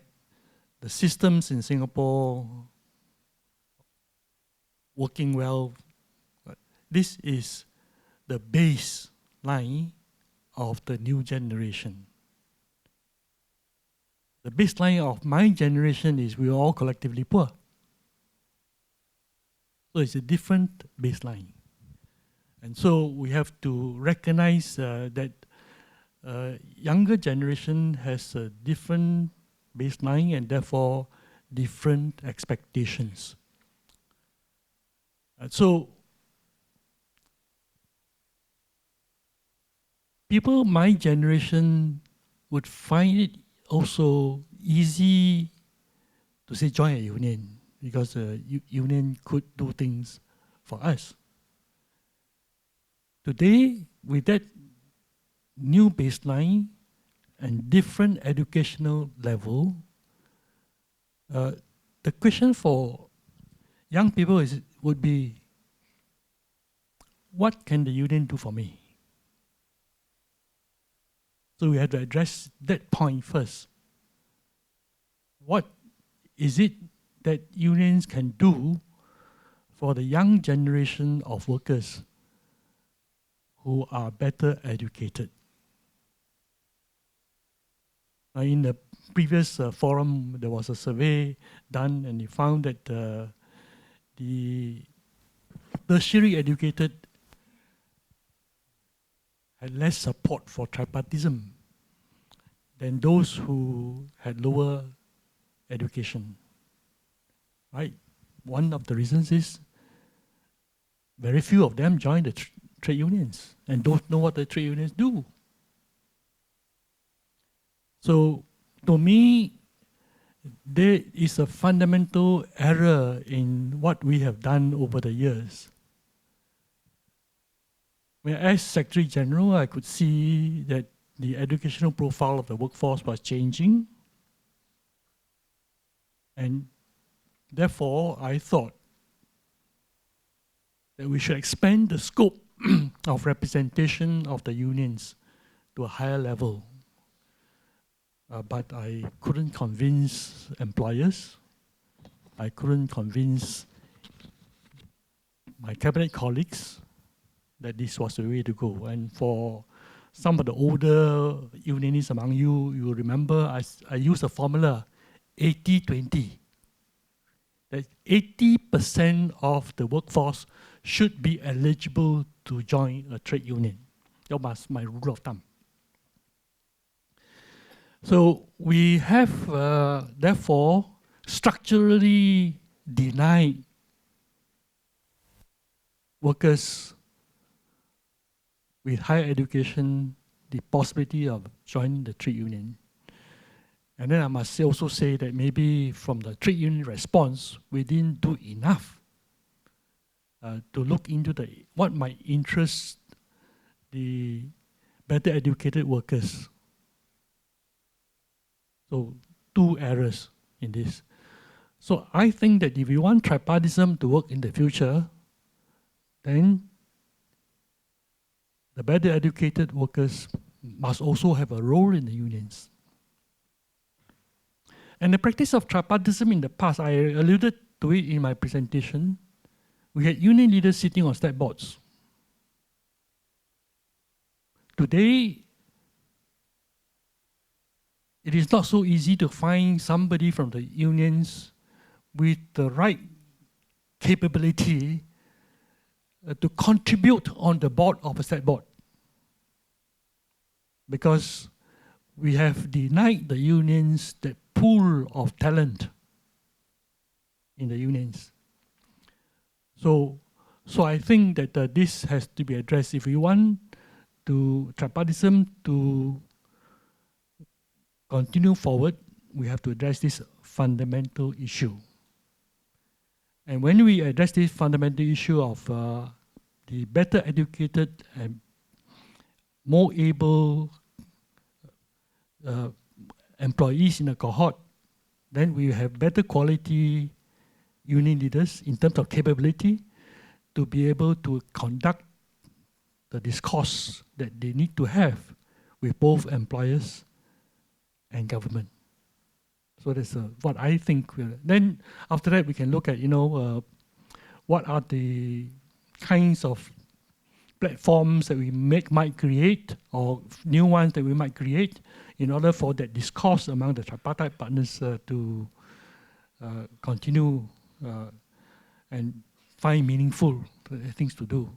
And then we will be able to continue with tripartism. Thank you. Very insightful thoughts. Thank you, Brother Boon Heng.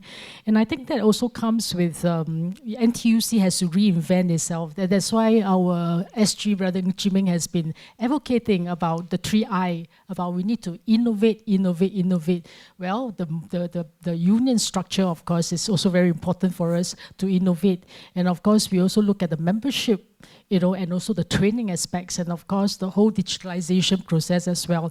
So I think this is where NTUC has to reinvent ourselves, and we need to keep ourselves relevant so that we can keep serving the needs of our members and the workers. And maybe Brother Suise, would you like to add on to that as well in these aspects? Yeah, in USA for a long time, they don't believe that the trade unions is productive, is constructive. We've said they means many scholars, many journalists, and so on. And especially for the knowledge workers, they believe that they can do without so-called, they can protect themselves. They do not need the union to protect them. But things have changed in the last 10 years or so. And as recent as about 2-3 years ago, somebody quite well known in USA publicly confessed that looking back, he said make a mistake. In fact, the reason why he says so is because the knowledge workers in USA in the last 10-20 years, in fact, many of them felt that they did not have a good deal. Globalization started in a full swing in the early 90s. This is when I was posted to New York by the EDB. There was the early days of globalization. At that time, it was the in thing, right? But of course, after 20-25 years, then we realized that globalization, one of the outcomes was this widening in terms of income gap. And as I said, many knowledge workers feel that they didn't have a fair deal. Now, in recent years, now in USA, there's a talk about maybe they have to bring back the unions, right, to take care of the knowledge workers as well. But is it too late? I don't know. But I think it's going to be very tough for them. Unionization in USA today is kept alive by the public sector employees. Private sector employees, the unionization rate is a single digit, maybe 5, 6, 7%. Now, in the case of the Scandinavian country, Denmark, Sweden, Finland, and so on, their unionization rate is about 70%. They have not one NTUC, but 3 NTUC. One for white collar, one for blue collar, and one for gold collar, the PMEs. And each one of them function differently, depending on the needs of the workers. So, in my view, the young workers of today, in fact, they will be better off if tripartism can remain strong in Singapore in the years ahead. Because at the end of the day, we ask ourselves, if we truly want to achieve a win-win-win outcome for the employer, for the employees, and for the sustainable development society, now can you depends on just a collaboration between government and the employer, and depending on the good sense of the employer, hoping that every employer will think like Stephen Lee, without the union? I don't think so. I don't think so. Because at the end of the day, I think from Mr. Lee Kuan Yew to Mr. Goh Chok Tong to current PM, they've always conveyed this very strong message and clear message that employer is naturally pro-business, right? Because you want your business to do well. But our leaders always remind the employer, as an employer, you are always pro-business, but you must at the same time be pro-worker, all right? Because if they are not pro-worker, as I said, then you don't have this win-win outcome. Then Mr. Lee in particular will always remind the union leaders, you must always be pro-worker, fight for the worker, but never forget, you must also be pro-business. Don't kill the goose that lay the golden eggs, you see. So employer, pro-business, need to be pro-worker. Union, we are pro-worker, we need to be pro-business. Can you imagine if the tripartite partnership, if the union labor movement will become weak when there are only two legs? You think this will happen? I don't think so. So therefore, workers of today, young workers of today, I think no matter how well educated they are, I think at the end of the day, it's still our commitment in wanting to make sure that tripartism will remain strong so that we can take care of the workers of today, workers of tomorrow, as well as workers of yesterday, or the older one I mean, right, who are in retirement, right? I think that's a way forward. And I think as what the brother Boon Heng mentioned, our challenge in terms of how to make ourselves relevant to them, reach out to them. And for that one, I have great faith in our 4G leader, Ng Chee Meng. He has been pushing for the 3-win. They're not 3-win. What's a 3-win? I said, hey, what's a 3-win? Brothers and sisters, Sergeant talk about 3-win, 3-win. He said the 3-win is 3W, 3I, 3N. What is the 3W? Better wages, better welfare, better work prospect, the 3W. Then the 3I, three innovation. Innovation is what? Membership, business model, training. Yeah. Then the 3N, ends of a new mindset. New mindset in what? New opportunity, new experiences, and one more new. Yeah. And the section so at the last NDC make it very clear, like all this transformation, we must make use of digital transformation to support the business transformation. All right. So really, I mean, if you talk to the union leaders of the world, you talk to the SecGen of the world, I can tell you, this SecGen is same but different. So let us continue to rally together, make sure that labor movement will always be strong, whether you're employer, you're government, because it's to your benefit, seriously. Without a strong labor movement, there'll be no strong tripartism. If there's no strong tripartism, I think the long-term development of economy, society will be affected. Yeah. Thank you. And I know that Brother Stephen, you want to jump in at the same time. And also the questions that was just raised as well. How has the role of employers changed in tripartite discussion and negotiation in the past decades? And how will it likely evolve in the next 10 years? Linking back to the question just earlier on, how can we promote tripartism, especially for the youth as well? I think for employers, we have to keep pace with our two other partners that are progressing. So SNEF must also find ways to reinvent itself and keep current. Right? If I look around the world for another example of tripartite cooperation, I can't find any. Okay? Earlier on, Ireland, maybe 15 years ago, for a period, also had a long period of industrial peace and was doing quite well. But then came the GFC 2008, and it just fell apart. Okay? Our own model of tripartite cooperation has been forged and strengthened on a small scale just within Singapore. Right? Other countries have come to study us, and we have something quite unique. I also saw a question. I was going through the pigeonhole on my phone. One of the questions was, can it be a bipartite? Can one day tripartite cooperation become bipartite? Just the employer and worker agree, then we can go.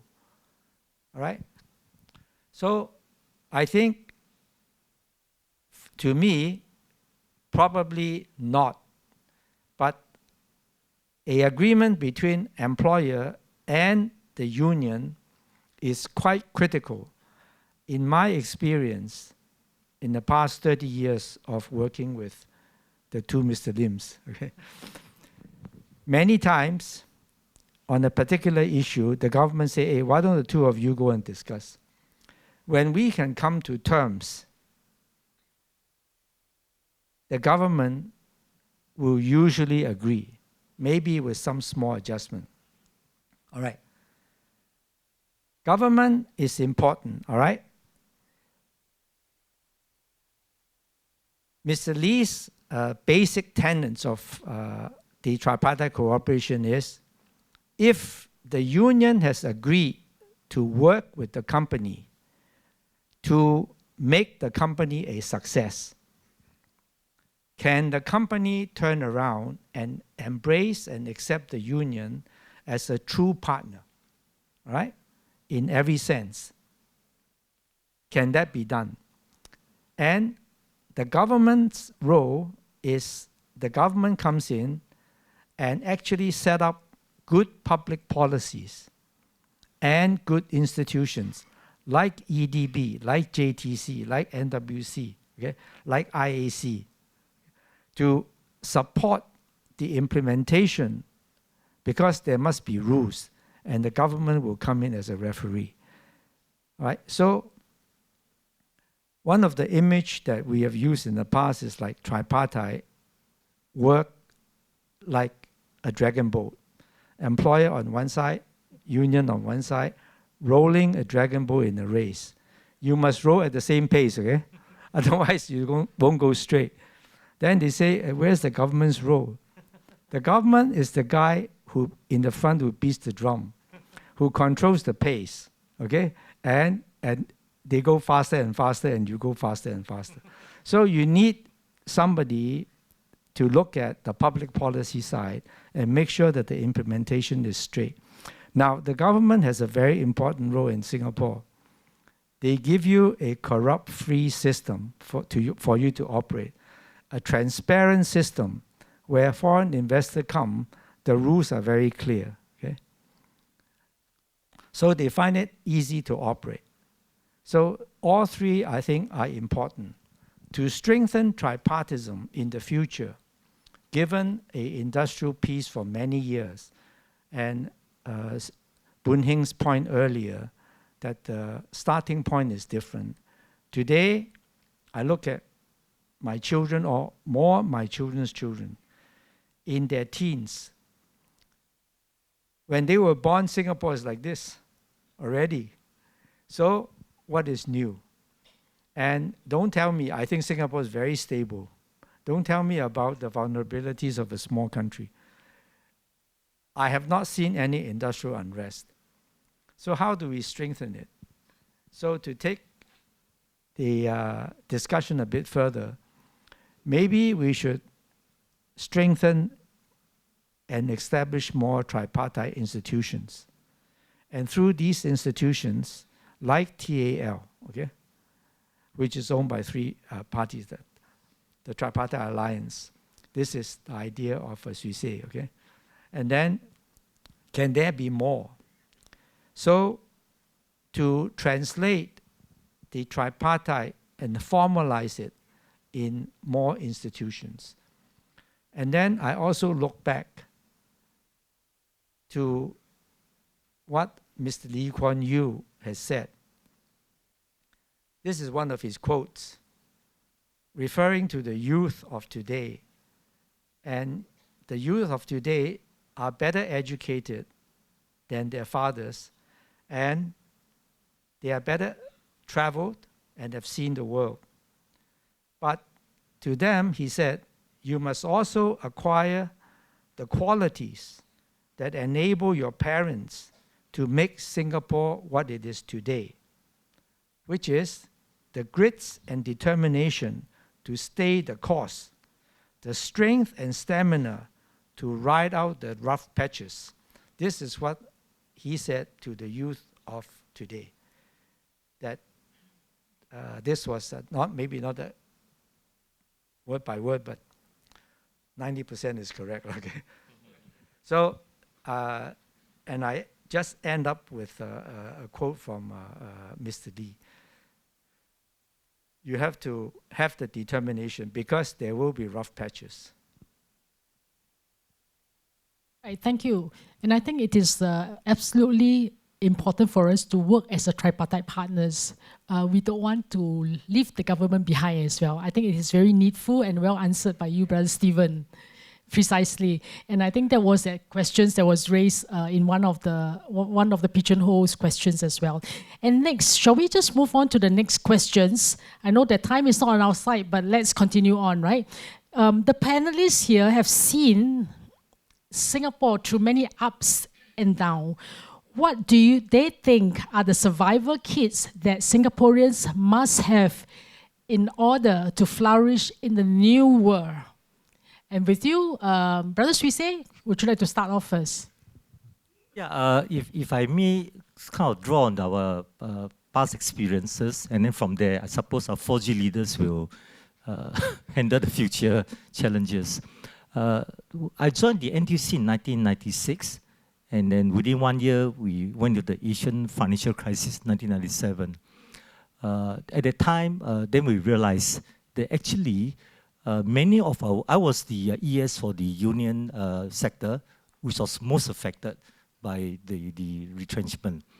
And many of the workers, after working for 10, 20 years, their pay start from 300, then by the time they got retrenched, they were earning $800, and then union will help them to find another new job. When they get to another new job, their starting pay will be reset back to the entry point. Because they can be working in the sector for 10, 20 years, they acquired a lot of experience, went through a lot of training, but all their experiences and training qualification were not recognized by the industry. There was no skill certification, nothing, right? So if you have Sec 2 so-called education background, after 10, 20 years, you look for a new job, you're still paid as a Sec 2 graduates. Now, so we realized one thing, that our workers, our tripartite system, we were not ready at the point in time to support workers as they go through this downturn. Right? So the labor movement, we took the initiatives. We initiated the SRP, Skill Redevelopment Program. SRP is just a name, But actually there were two breakthrough thinking in the SRP. The first breakthrough is that all workers training, especially from rank and file workers, must be skill certified. So in other words, I'm a worker, I go for a training, I must graduate from a training with a certification. And this certification must at least be recognized by the industry. Even if you don't have a national recognition point, there was no WSQ in place and so on. But it must be recognized by the industry, right? So that when I leave from company A to join company B, I can take that skill certification with me. All right, that's number one, skill certification. Number two is that the workers, when they go through this training, to lead to skill certification, it means that the training duration will be longer, the contents will be deeper. So the employer said, look, why should I pay for the training? After all, I'm preparing for the worker for his next job, not needed by the job of today. All right. So basically, they said that, look, course fees subsidized by the SDF, Skill Development Fund, but absentee payroll, zero in those days. So as an employer, I have to pay for his salary or his attending training. So the SRP initiated by NTUC with a second breakthrough. We said 70% of the wages, absentee payroll, will be funded by the government. All right, so employer will only pay 30%. So there's a two breakthrough.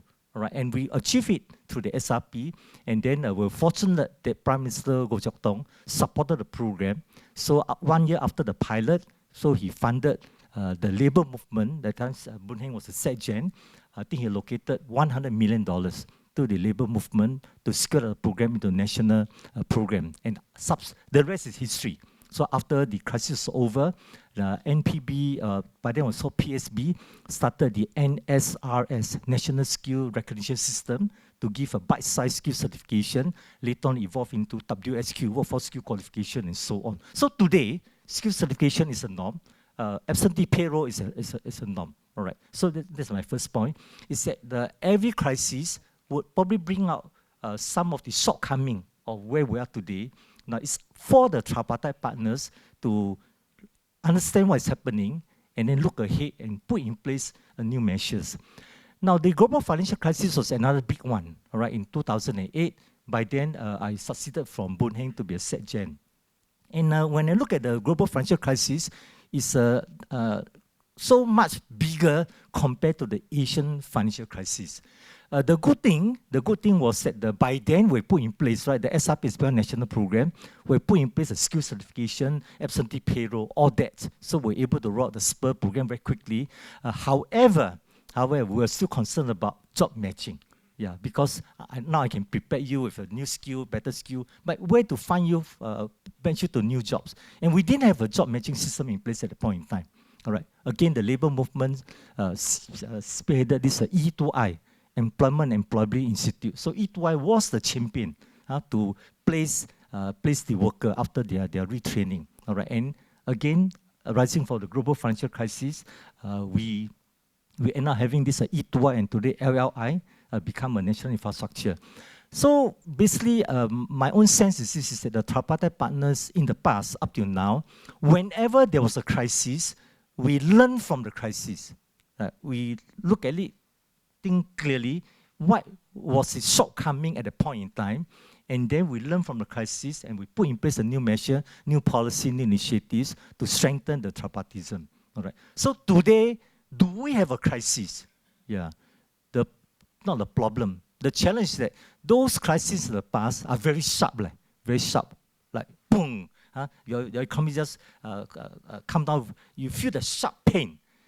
When you feel the sharp pain, you jump very fast, brake very fast. But today, the pain we are going through is slow pain. Slow pain, digitalization, global, So economy is still growing, but not as much as what I'd like to be. Workers still have jobs, still get pay. However, if you look at outlook, we know that things are going to move a lot faster. All right. If you look at the job of the future, skill of the future, career of the future, are going to be very different. We look at GAI. Is GAI a threat or an opportunity, right? So there's so many things that are happening, and it's creating a lot of uncertainty in our business community, in our workforce, and so on. So therefore, I would say that a crisis like this required even greater critical thinking. Yeah. The one thing I learned from today we'll talk about Mr. Lee Kuan Yew, so I must always go back to Mr. Lee Kuan Yew, right? The one thing I really learned from him is that whenever there's some issue that come about, all right, he will always want to make sure that the people involved clearly understood the situation and thought through the issue clearly, so that he can be assured that, you people who are involved know what you're trying to do. In our case, it will be tripartite, right? Now, so for example, I just imagine today if you have a conversation with Mr. Lee, so Mr. Lee will come and say, hey, tripartite leaders, tell me what are your challenges today? Someone say, Mr. Lee, wow, this digital transformation is moving so fast, things are changing so fast. Wow, this disruption of global supply chain is so complicated now, geopolitical this and that. Mr. Lee will listen to you. After he listens to you, know what he will say? So, yeah. Because you can tell him the problem, the issue. So, then you look, he won't give you answer. So, then you, so, So, then you, after 5, so, you run out of things to say. Why? Because if we do not think through the issue, until the logical conclusion of what action to take, you cannot the so-called satisfy him. Yeah, he will not let you off unless you reach the bottom line, right? So for many of us who interact with him, we knew that when you engage him, you better think through your issue, else it's the five so that you have proper answer. So if I would say that my biggest takeaway, the life skill learning from Mr. Lee, is about first clarity. Yeah, the world is very complicated and changing all the time, right? So he demand a lot of clarity of thoughts from his team of leaders, whether you're government or employer, all these are tripartite leaders. He expects us, all of us, to have a very clarity of thoughts. That's number one. Number two, strong alignment. As Stephen mentioned, he wants to know, are all of you on the same page? Yeah, you think through clearly the issue, the challenges, the opportunity, you know what needs to be done. But are you together? Are you aligned? The third thing he asked for is collective action. Yeah. So yeah, you understand the issue, you know what needs to be done, you are fully aligned. But so what action are you taking? Yeah, because at the end of the day, nothing will happen unless there are collective action. So for me, there's a CACA, clarity, alignment, and collective action. Kaka. So I really hope that the tripartite leaders as a keep more continue to kaka-ing, okay? Yeah, so that we'll be able to continue to overcome the challenges of the future, turn them into opportunities. Thank you, Brother Suisse. And just, Brother Boon Heng, you want to come in? Well, I think the life skill that Suisse mentioned is that we ourselves got to think through and find the solutions, right? So I think Mr. Lee was a much better mentor by just saying so, right? I was more crude and direct. I say, don't come to me with a problem, come to me with your solution. Right? And then we discuss this. Maybe there might be more than one possible solution, but we discuss it, and after that we adopt the solution. That was how I tell my subordinates. Right? So, but in other words, we all have to develop that critical thinking skills of finding the solutions. And if we go back to LKY again, there was one memorable occasion. It's nothing to do with tripartism, and John DePaver will know this very well. We had the Far Eastern Economic Review, published in Hong Kong, but selling quite a number of copies in Singapore, very popular in Singapore. But, you know, the style of reporting, they will always try to cast things in a different light. And then we get very upset and send them letters to correct, but they refuse. So then how do you deal with that situation? So this was discussed among cabinet ministers, and nobody could come up with a solution.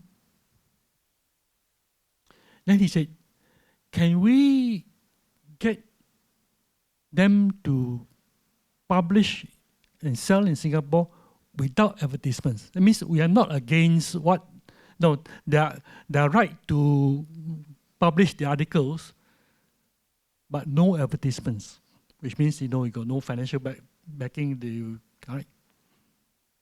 So none of us could find a way to say how is that possible to have a publication, right? They said, can we get somebody in Singapore to publish it without advertisements? And the answer was no. He was very upset, and really, this is not the only time, but there one occasion where he says, don't tell me why it cannot be done. I expect you to tell me how it can be done. And then he looked at the AG, I think it was the AG, and the reply was, you got to pass a law. Then he looked around at all the ministers. We pass laws. So the newspaper and whatever act, right, was passed. And I said, John D. Paver knows it very well because I was the one in charge of publishing or printing the Far Eastern Economic Review and selling in Singapore without advertisements. And SMW was the publisher. So we arranged for somebody to buy a copy of FER in Hong Kong when it was out, send it to Singapore by air freight, Malaysia. And then the next day we were selling it.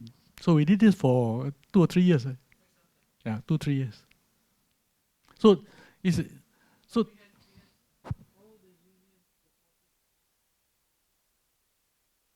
yeah, we had, but we also had the subscribers who wanted to, and they also bought. And so at the end of it, I remember that once the thing was over, they saw made peace with Singapore, and they want to come back. Then they asked us for the circulation list, right? Yeah, and we gave it to them. But the point here is that we all got to be thinking people, thinking for solutions, and not always expecting that somebody else is going to do it for us if we're going to survive in the future. Right. Now, I just want to add on to what CC has said, and that is that whilst we need to be thinking people, the foundation of tripartism is trust. So we have got to, develop relationships and nurture that trust. And when we say that the tripartism is strengthened by our facing crisis together, it's because we go through it and we learn to, or we got to trust each other. So for me, the first one was the recession of 85, 86, CPF cut. The question was, when the economy recovers, will there be a payback? If employers did not restore, trust would have been completely broken. We would have ended up just like the Irish. And there'll be no turning back. So it is always that you give and you take, right? So if the work unions and workers make a sacrifice, then when good times come, there ought to be a payback so that you earn that trust. Now, so when we have a major crisis like that, I think we can demonstrate this very well by the actions that the tripartite partners take. But we also have mini crises, even at company level, every now and then. If we want to develop a trust, it's how we handle those mini crises. And if you are able to handle those mini crises, right, little bits add up, and then the trust develops. Right? So, yeah, and you can develop trust to a level where conversations are easy. Now, I don't want to arrow John D. Paver, but I won't mention what this particular thing was about. But there was a problem. And government was unhappy. NTUC wasn't able to help resolve it. Somebody mentioned it to me. So then I bumped into John D. Paver on Wednesday morning golf. I think Wednesday morning golf, by the way, is quite widely known in Singapore. I said, hey, John, what's this? John, if you win, it's not in anybody's interest, right? Neither the government nor the employers, even for the union, it's still not a win thing. So why do you do that? So John simply told me, they don't give me a reason to change. They don't give me a reason to change my course of action. So I understood. I said, okay, John, if that's the thing you need, then the employer should give you a reason to change your course of action. I passed that message. The employer did. Problem solved. Nobody else in Singapore, other than the people who were involved, knows about this. If this case had gone public, it would have been a big minus for government, employers, and NTUC. So this is how you can get things resolved when there is trust. Right? John knows me after 30, 40 years of, since 1980. I know John for that length of time. Right? So when I speak to John, he knows where I'm coming from. When he tells me, I know where he's coming from. And the same thing goes for Stephen Lee. I mean, there are also things that we do together. And we don't actually now have to, reach a point where we don't have to say a lot for the other person to understand what is at stake. And therefore, what kind of things we should try to do. So, industrial relations in Singapore looks very smooth, but it is because of the trust that has been built that all these things are possible. Thank you. Thanks. And in fact, brothers, we say, Brother Boon Heng, you have really answered quite a number of questions that we did not manage to come to. And in fact, what are the key values that you think new union leaders, employers, and civil servants need to possess and to build up to ensure the future success of Singapore, especially in the area of tripartism? And I think you really hit right on. I think trust is very important. And often I look at Brother Stephen, I think we know Brother Stephen for many years, and I think he can really take some of our jokes, I would like to say jokes, and nonsense as well, especially comes from the one who sits beside you. Yeah, that's right. When it comes in the Cantonese phase, I'm like, almost fell out of my chair, but he took it so well. And I think there are many, many others out there as well. We must never take tripartism for granted, because this has been built over the years, like what Brother Boon Heng shared just now, through the trust, through the relationship, through the crisis, through the ups and downs. So all this has been developed over the years. And I hope that moving forward, our future generation, likewise, will remember the lessons of where Singapore has come from, and where we are today. And moving forward, let's build tripartism together. And one just very quick question to wrap up. I remember LKY quote just now, it was mentioned as well. Even from my sick bed, even if you are going to lower me into the grave and I feel something is going wrong, I will get up. That was a very, very strong, passionate word by Mr. Lee Kuan Yew. So given the current challenges that we face, from digitalization to geopolitics, what would you think that Mr. Lee Kuan Yew would say to us now if he were right here with us? Stephen, starting from you. Please don't tell me so, right? Don't tell me so, okay? Yeah. I was on the receiving end of some of his souls, okay? So once I told him something which I thought was very impressive. Okay? So he looked at me and say, so? Then later I learned his so probably means, he never told me that, but my guess, what does it mean for Singapore? You say something very impressive. Translate that. What does it mean for Singapore? Okay?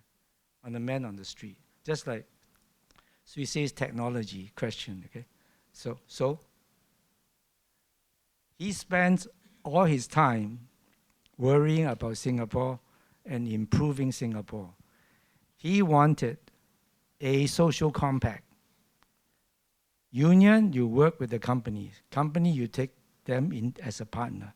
Government support, all right? With prudent policies, clean government, free of corruption, easy to operate. There lies all three parties, including employers, must take into account an element of nation building in your approach. We create an ideal operation for companies to operate here, not to make employers rich. You must translate that to better jobs, better paying jobs with good prospects for our workers. So that's the social compact and the agreement. So all three sides must play your part. Just now, ask what relevant skill? The relevant skill is whatever is marketable. Those requirements will change with changing environment. Mr. Lee's approach is Singapore is small. We are handicapped by small population, small area. How do we overcome these problems and provide Singaporeans with good job opportunities? Is we must make ourselves useful. Okay? We have to find a niche and make ourselves useful either to regional or to large economies, or play a catalytic role in, say, in the integration of ASEAN economy. Something that is of value that you can make a living from. So, and I think Singapore being a very small and flexible and agile economy can play that kind of a role, a catalytic role. We make ourselves useful to the US, we make ourselves useful to China, we make ourselves useful to Asia. I just have to remind that, okay, from third world to first world, this is only on per capita GDP base, okay? On per capita GDP base, we match USA, we match Europe. But are we really truly first world? Then you look at first world powers. They are militarily superior. We are not, okay? They are culturally superior. We are not quite there yet, technologically, innovation-wise. So sometimes when we say we are first world, it is just a number of GDP per capita that we have reached. We have found a niche, we have found ourselves some useful space, and we can make a good living out of it, okay? But are we really first world in all the other senses? Probably not. So maybe one day we can get there, you know. So I just want to end with that. Thank you. Well said. Thank you, Brother Stephen. Brother Swissy, next to you. Well, we can only draw on what we learned from him. My impression of Mr. Lee, and I think he expects from all of us, is first have a very clear why. So Mr. Lee, his why is very clear. Economic growth is a means to the end, and objective is better standard of living, better quality of life for not just for some, not just for most, but for all Singaporeans. So his why is very clear. And driven by the strong why, so the how will come in now. The how is not about how to make this happen, because many countries want to make this happen too. You talk to the leaders of the world, they tell the same thing. Oh, I want my country, people to live a better life, this and that. So the how is really all about how to make it happen in a Singapore unique way, uniquely Singapore way, right? So in a way that is unique, there's a different, that's better than the rest of the world, all right? Ireland, why did 2000 global financial crisis, why did Tripartism fail? The union leaders, we met up, John Lee Paver, myself, met up with them in Geneva. We asked them what happened. The union leaders said, look, when the crisis happened, the bank, the financial institution went to the government, asked for billions of dollars to save the bank. and the government give them money to save the bank. So the union went to the government, said, how about give us not billions, but maybe a couple of $1 million to help us to save the job of the worker. The government said, we got no more money. Yeah. So because of that, the union came to a conclusion. During good time, tripartism very strong. But during a crisis, we are left behind. Right? So that's why trust was completely destroyed and tripartism was destroyed.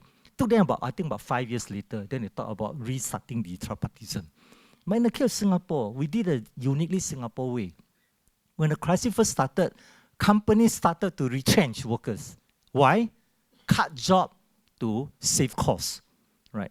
I was at JNTC by then when one of our leading company retrenched workers without considering the union. I wall up them publicly. All right? Because it will actually destroy the trust we built up over the years. So the slogan by the labor movement is not to cut jobs to save costs, but rather we should work together to cut costs to save jobs. Right? So Stephen Lee say, you're mad or what? Huh? Save job, how to cut costs? Right? How to cut costs to save job, right? You have to cut costs. I said, no, you got no money to save job. I got no money to cut costs. But our tripartite partner, the government, ulule. Yeah. So therefore, we went to the government and said, government, this is a situation. Other countries cut jobs to save costs. Here, Singapore, employee will agree to cut costs to save jobs so that we can preserve our economic capacity, our economic capability, so that when the outturn comes, we don't have to rebuild, rehire workers, retrain workers, we can take off. But for that, we need the government to kind of money, right, so that we can save costs, cut costs to save jobs.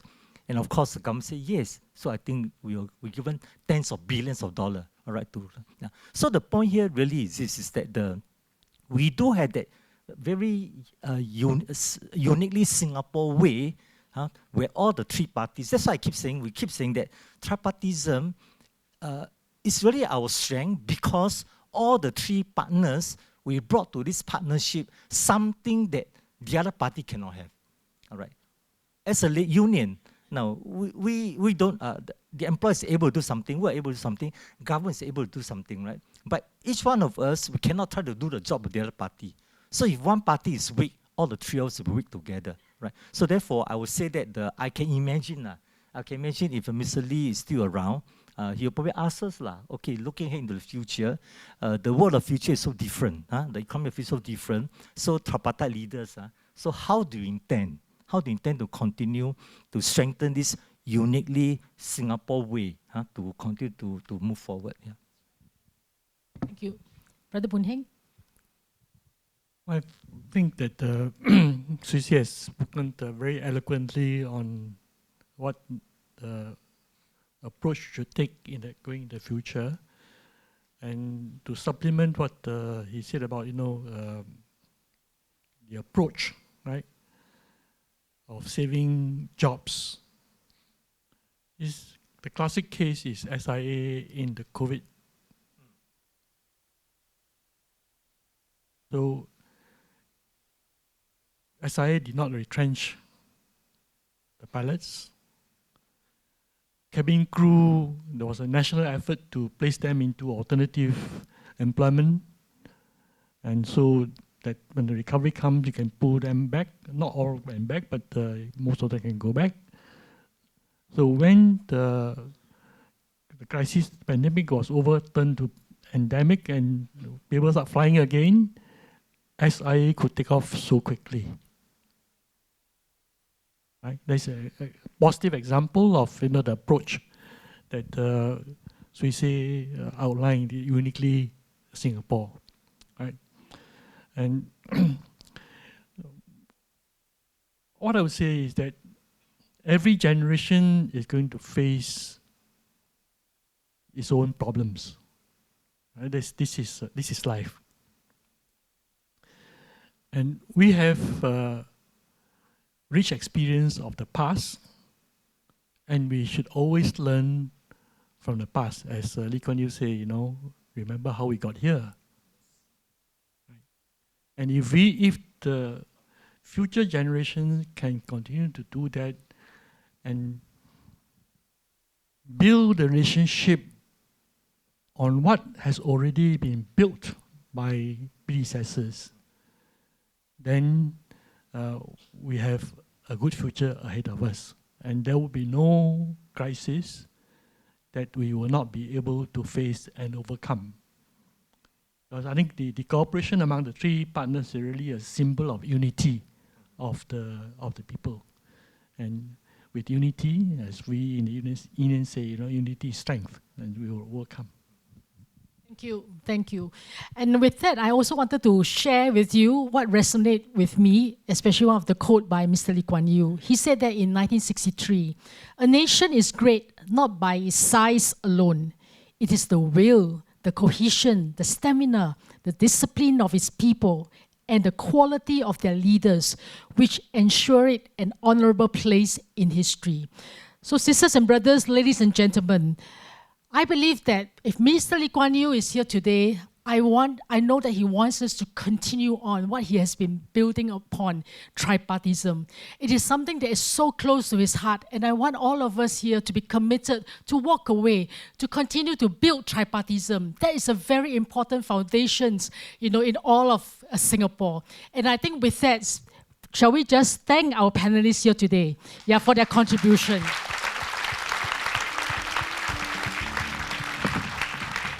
And one more thing, I want all of us to just stand up at this point of time.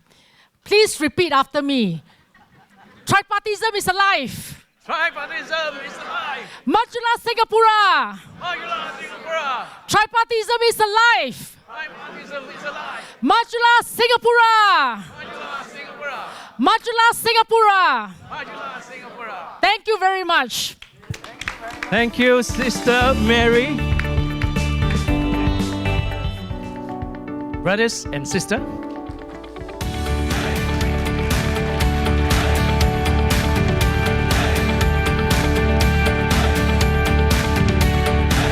right, thank you very much. May I invite you back to your seats? Thank you.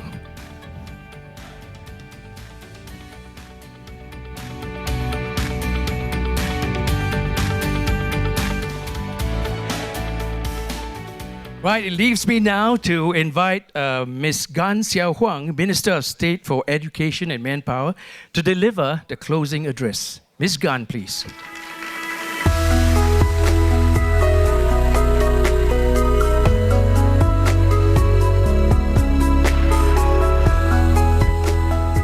Well, good afternoon, everyone. About a few weeks ago, when the MOM colleagues suggested that MOS Gan could give the closing remarks, I quickly accepted it. I said, yes, good idea. I was feeling very flattered because at that time I thought, oh, maybe they needed someone who was younger, on stage, to connect with the youth. And today, we're very happy to have students from Singapore Poly and SMU with us. Where are you? Thank you. Well, lots of nuggets actually flowed, in the 1.5 hours of panel discussion. And of course, before that, Mr. Lim Boon Heng's sharing of the late Mr. LKY's thoughts and vision and how he impacted tripartism in Singapore. We know I have 10 pages here, but I know you're all restless. I'm not going to go through all the 10 pages. I'll just share, the things that really touched my heart.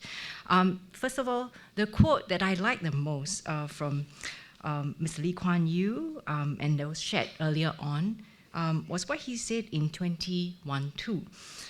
He said, our special situation that we have cooperation between unions, employers, and government did not come about by accident. We strived very hard, instead of infighting, to try and get each other to understand their obligations and responsibilities to each other. And because we succeeded in that, we created an environment that invited foreign investments, confidence in the future, and today's Singapore.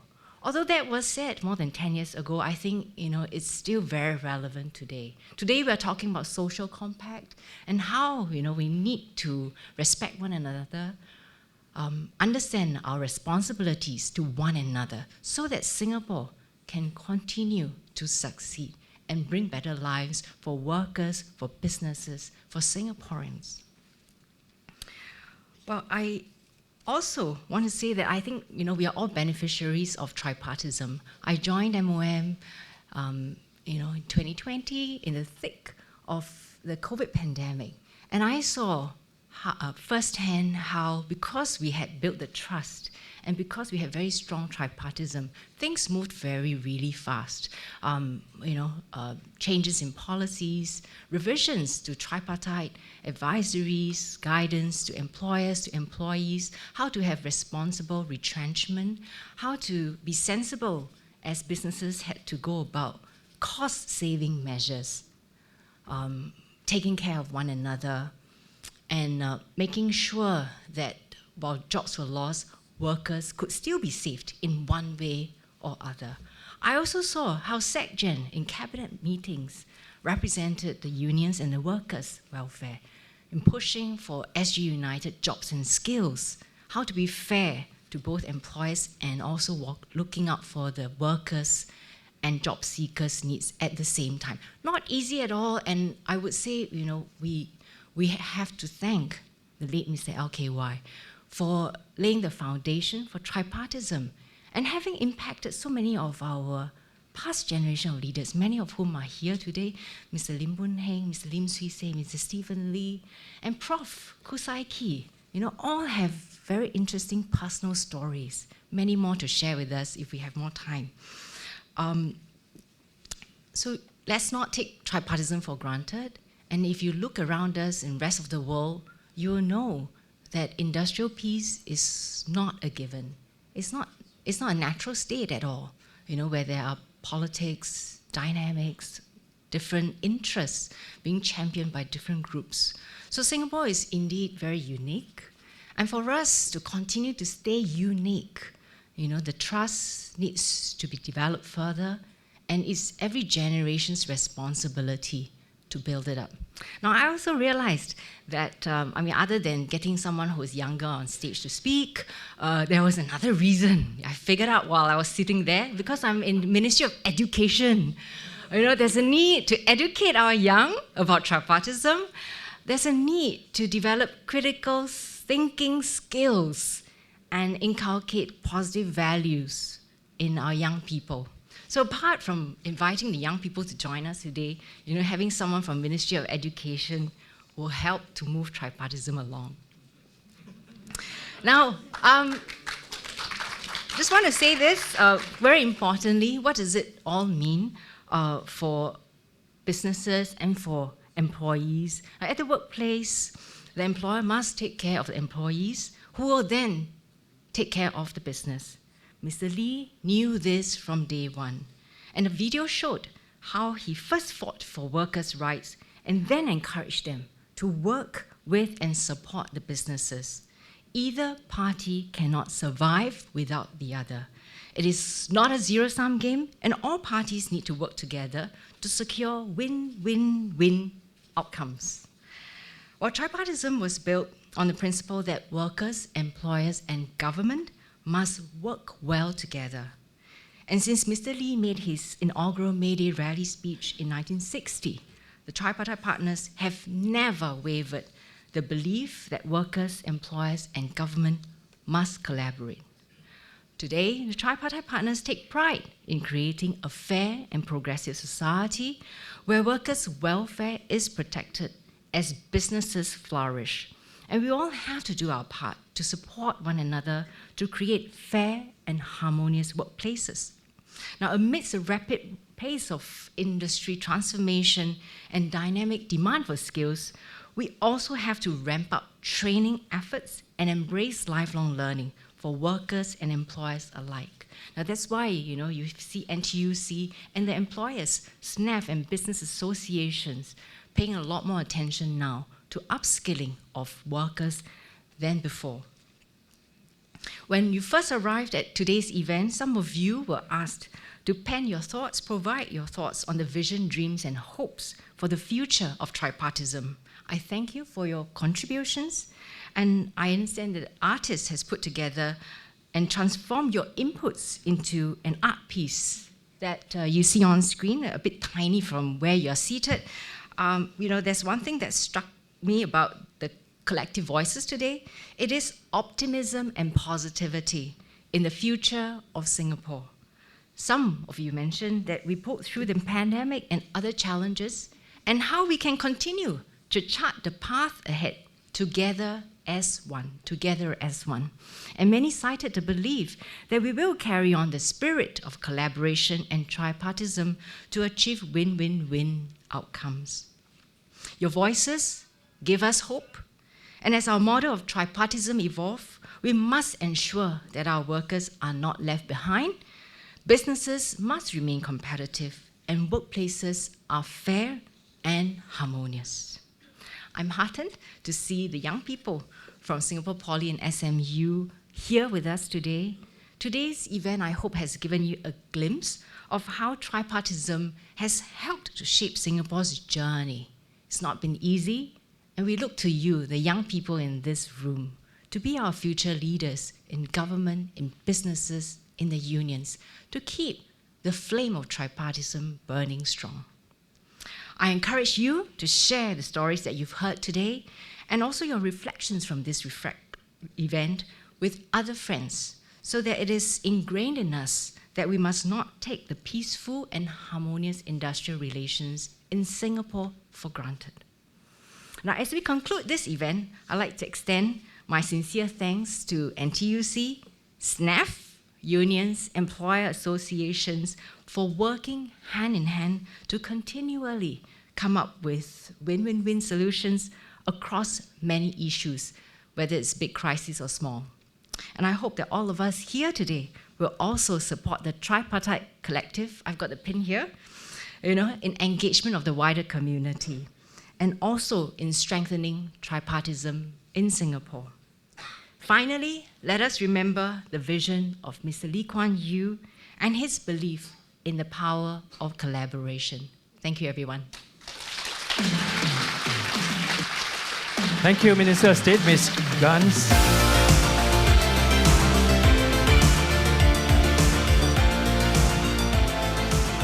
Right, before we end today's event, now on behalf of the Tripartite Collective, we would like to convey our deep appreciation to our partner, Temasek Foundation. A round of applause, please. Right, they have supported our event. Right, thank you, Temasek Foundation.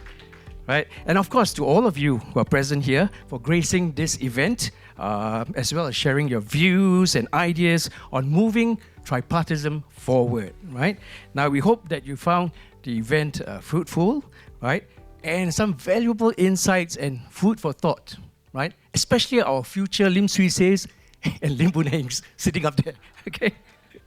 Right, so now, what's a tripartite event like without a group photo, right? So we must take a group photograph. So can I ask everyone to just stand up? Yeah, stand up, and maybe just squeeze a little bit, just a little bit. Yeah, just a little bit, yeah, squeeze in.